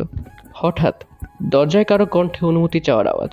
শুভ কণ্ঠটা চিনতে পেরে বলল, ভেতরে আয়। ইরা এসে শুভর সামনে দাঁড়িয়ে অন্যদিকে মুখ ঘুরিয়ে আলাদা একটা ভাব ধরে রইল। কেমন আছিস? জি ভালো, আপনি? অন্যদিকে তাকিয়ে কি দেখিস?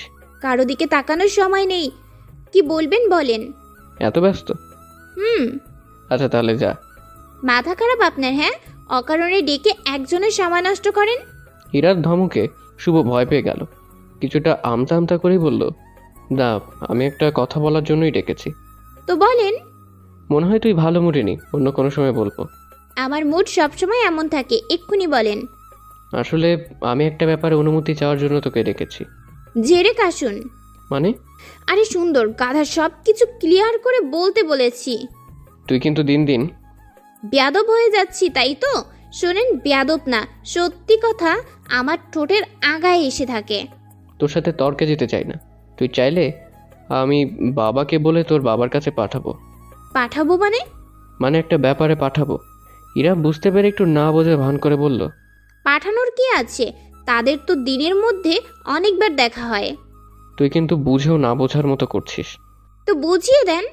আমার আর তোর বিয়ের ব্যাপারে। ওরে আল্লাহ, কি বলেন? বিয়ে? আমার তো বিয়ে আগামীকাল। ছেলের মা বাবা বোন এসে দেখে গেছে একবার, কাল আসবে দেখে হয়তো উঠিয়ে নিয়ে যেতে পারে, না হলে কিছু একটা করে রাখবে। মামি আপনাকে কিছু বলেনি? হো, সরি সরি, আমি আসলে আগের কথা নিয়ে পড়ে আছি। তুই বলেছিলি তাই। ঠিক ঠিক ঠিক আছে, বুঝতে পেরেছি, সরি। হয়েছে, আর সরি বলতে হবে না। আর কিছু? না, আর কিছু না। তুই অন্য কিছু মনে করিস না। ইরা রুম থেকে চলে গেল। রাতে শুভর পরিবারের সবাই খাওয়া দাওয়া শেষ করতেই ইরার বাবা মা ইরা তিনজনই আসে। কাল কিছু লোকজন আসবে, তাদের খাওয়া দাওয়ার বিয়ে নিয়ে কিছু পরামর্শের জন্য আসে। এই বৈঠকের সময়টাতে শুভর আর ইরার চোখে চোখ পড়ে কয়েকবার। চোখে চোখ পড়াতে দুজনই বেশ লজ্জায় পড়ে গেল। পরদিন সকাল থেকে ইরাদের বাড়িতে শুভর পরিবারের সবাই উপস্থিত ছিল। হাসি ঠাট্টা আড্ডা আর কাজে এক উৎসব মুখর পরিবেশ তৈরি হয়েছিল। এসবের মধ্যে শুভ বেশ ফুরফুরে। গত রাতের ঘটনার জন্য সে তেমন একটা ভাবছিল না, কিন্তু ইরার মনের মধ্যে ঝড় শুরু হয়েছে। এখন ইরা খুব করেই চাইছে বিয়েটা না হোক।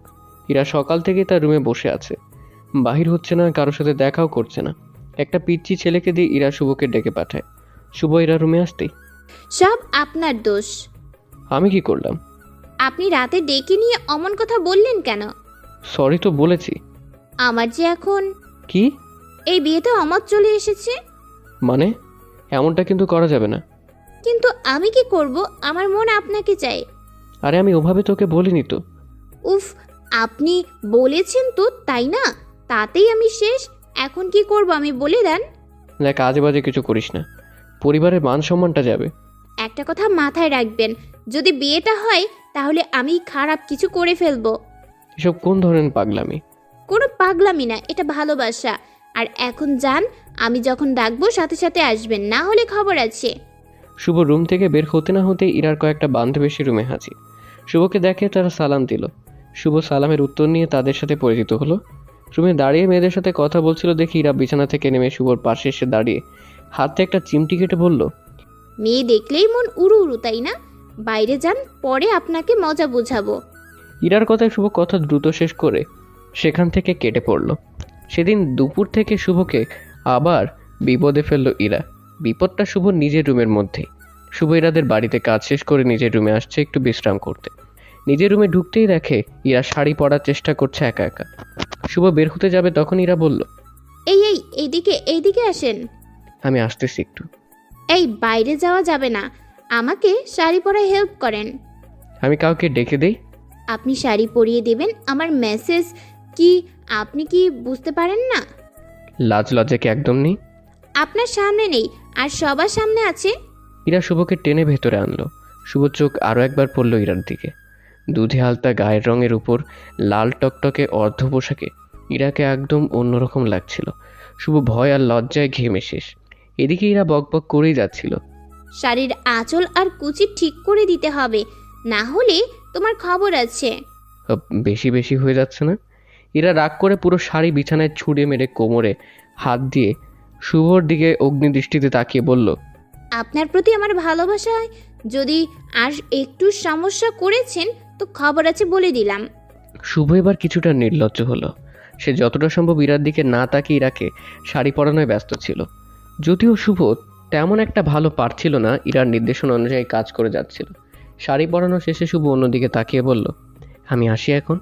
আপনি অনেক অনেক আনরোম্যান্টিক। আজ সন্ধ্যায় আমার আপনার বিয়েটা হোক, তারপর বুঝবেন। মানে? সরি, কিছু না। ইরার এলোমেলো কথায় ভয় পেয়ে শুভ দ্রুত পালালো নিজের রুম থেকে। এদিকে সময় যত গড়াচ্ছিল শুভ মনে সন্দেহ ততই বাড়ছিল। একসময় জানতে পারে ইরাকে দেখতে কেউ আসবে না। দুই পরিবার আগেই ইরা আর শুভর বিয়ে ঠিক করে রেখেছে, আর এটা শুভকে বলতে বারণ করেছে সবাই। পুরো বিষয়টা জানার পর শুভ বুঝতে পারল এই জন্য ইরা অভিনয় করছিল তার সাথে। সব জল্পনা কল্পনা শেষে আসর পর তাদের বিয়ে হলো। এদিকে ইরা শুভর থেকে দূরে দূরে থাকছে, কারণ ইরা জানে দেখা হলে শুভ ঝাড়ি দেবে। সন্ধ্যার পর শুভর জন্য আরেক সারপ্রাইজ হাজির করে ইরা। সন্ধ্যায় বাড়ির কাজিনরা মিলে উঠানের মাঝে বসে আড্ডা দিচ্ছিল, সেখানে ইরা আর শুভও ছিল। হঠাৎ সেখানে একটা মেয়ে আর সাথে ছিল একটা পিচ্চি ছেলে, বয়স 2 বছর হবে। শুভর চিনতে একটু কষ্ট হলো না, এটা রিমি। ইরা সবাইকে দেখিয়ে বলল, এই তোমার বান্ধবী চলে এসেছে। ইরা রিমির কাছে গিয়ে রিমিকে জড়িয়ে ধরলো। শুভ একবার পিতৃ ছেলেটাকে দেখছে আর একবার রিমিকে। রিমি এক পলক শুভকে দেখলো, তারপর ইরা তাদের রুমে নিয়ে গেল। একটু পর ইরা শুভকে ডাকলো। শুভ রুমের বাইরে দরজায় ইরাকে প্রশ্ন করলো, ও এখানে কিভাবে? আমি সব উত্তর পরে দিচ্ছি, এখন ভেতরে যাও। শুভ রুমের ভেতরে আসলো। রিমি শুভকে বলল, কেমন আছো? জি ভালো। শুভ রিমির দিকে তাকাচ্ছে না। এখানে এসে বসো। শুভ বিছানায় এসে বসলো, তবে বেশ দূরত্ব রেখে। এদিকে তার মাথায় নানান প্রশ্ন ঘুরপাক খাচ্ছে। এরা বাইরে থেকে তখনই আসলো, এসে দরজা লাগিয়ে বিছানায় দুজনের মাঝখানে বসে বাচ্চাটাকে কোলে নিয়ে আদর করতে থাকলো। রিমি আর শুভকে চুপ দেখে ইরা বলল, আপনারা কথা বলছেন না কেন? আমি কি চলে যাব? না, আপনি যাবেন না। আমি যাই বলি না কেন, এখন তুমি শুনলে সমস্যা নেই। ইরা ছেলেটাকে শুভর কোলে দিল। শুভ একটু আদর করলো ছেলেটাকে। এরপর পিচ্ছি ছেলে কান্না করে দিলে রিমির কোলে ফিরিয়ে দিল। এরপর বলল, আমি আসলে আপনাকে সরি বলতে আসছি। কেন? সেটা আপনি ভালো করেই জানেন। আপনি চলে গিয়েছিলেন কেন? আমি আপনার ভালোর জন্যই চলে গিয়েছি। আসলে আমি ইচ্ছে করে যাইনি, উনি আমাকে বুঝিয়েছেন। আমি আপনাকে কাছে রেখে আপনার লাইফের ক্ষতি করেছিলাম, সেটা আমি বুঝতে পারিনি। উনি আমাকে সেটাই বুঝিয়েছেন। আর উনি আপনাকে যে কী পরিমাণ ভালোবাসেন তা বলার মতো না। আমি এখন পরিবার নিয়ে সুখী আছি। আচ্ছা, আমার হাতে সময় নেই, বাইরে আমার বাবা গাড়ি নিয়ে অপেক্ষা করছেন, আমার এক্ষুনি যেতে হবে। রিমি হুট করে তখনই বেরিয়ে পড়ল। ইরা শুভকে বলল, তুমি রুম থেকে বের হবে না, তোমার সাথে কথা আছে আমার। বসো একটু, আমি এগিয়ে দিয়ে আসি। কিছুক্ষণ পর ইরা আসলো। শুভ তো রেগে আগুন হয়ে আছে। ইরা বলল, দেখো, রাগ করো না, আমি যেটা বুঝেছি সেটাই করেছি। আমি রিমিকে তার পরিবারের কাছে ফিরিয়ে দিয়েছি, আর তোমাকে তোমার পরিবারের কাছে। আমি যদি এগুলো না করতাম, জানি না তোমাদের কি হতো। তোর কথা শেষ? হুম। শুভ তেড়ে উঠে আসলো ইরার দিকে। ইরা তো ভেবেই নিয়েছে যে এখন মায়ের খেতে হবে শুভর হাতে। ইরা ভয়ে চোখ বন্ধ করে দিল। হঠাৎ অনুভব করলো তার কপালে কারো ঠোঁটের উষ্ণ ছোঁয়া। ইরা চোখ খুলে দেখলো তার প্রিয় মানুষটা তার খুব নিকটে।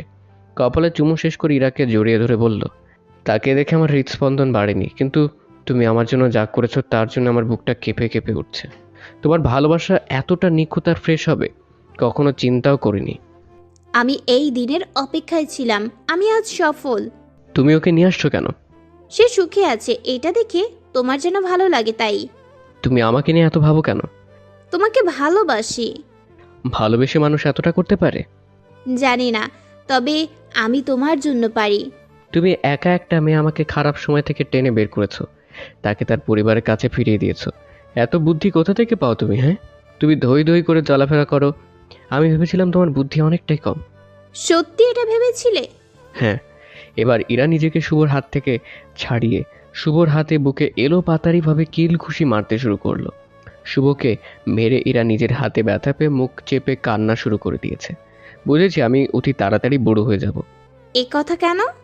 তোমাকে সামলানো অনেক কঠিন, আমি তো তোমার কোনো কুল কিনারা খুঁজে পাই না। ইরা আরও রাগ করে গাল ফুলিয়ে রাখলো। ওষুধ একটা আছে। ইরাকে কাছে এনে চোখের পানি মুছে দিয়ে দু হাত দিয়ে গাল দুটো ধরে ইরার ঠোঁটের সাথে ঠোঁট মিলিয়ে দিল।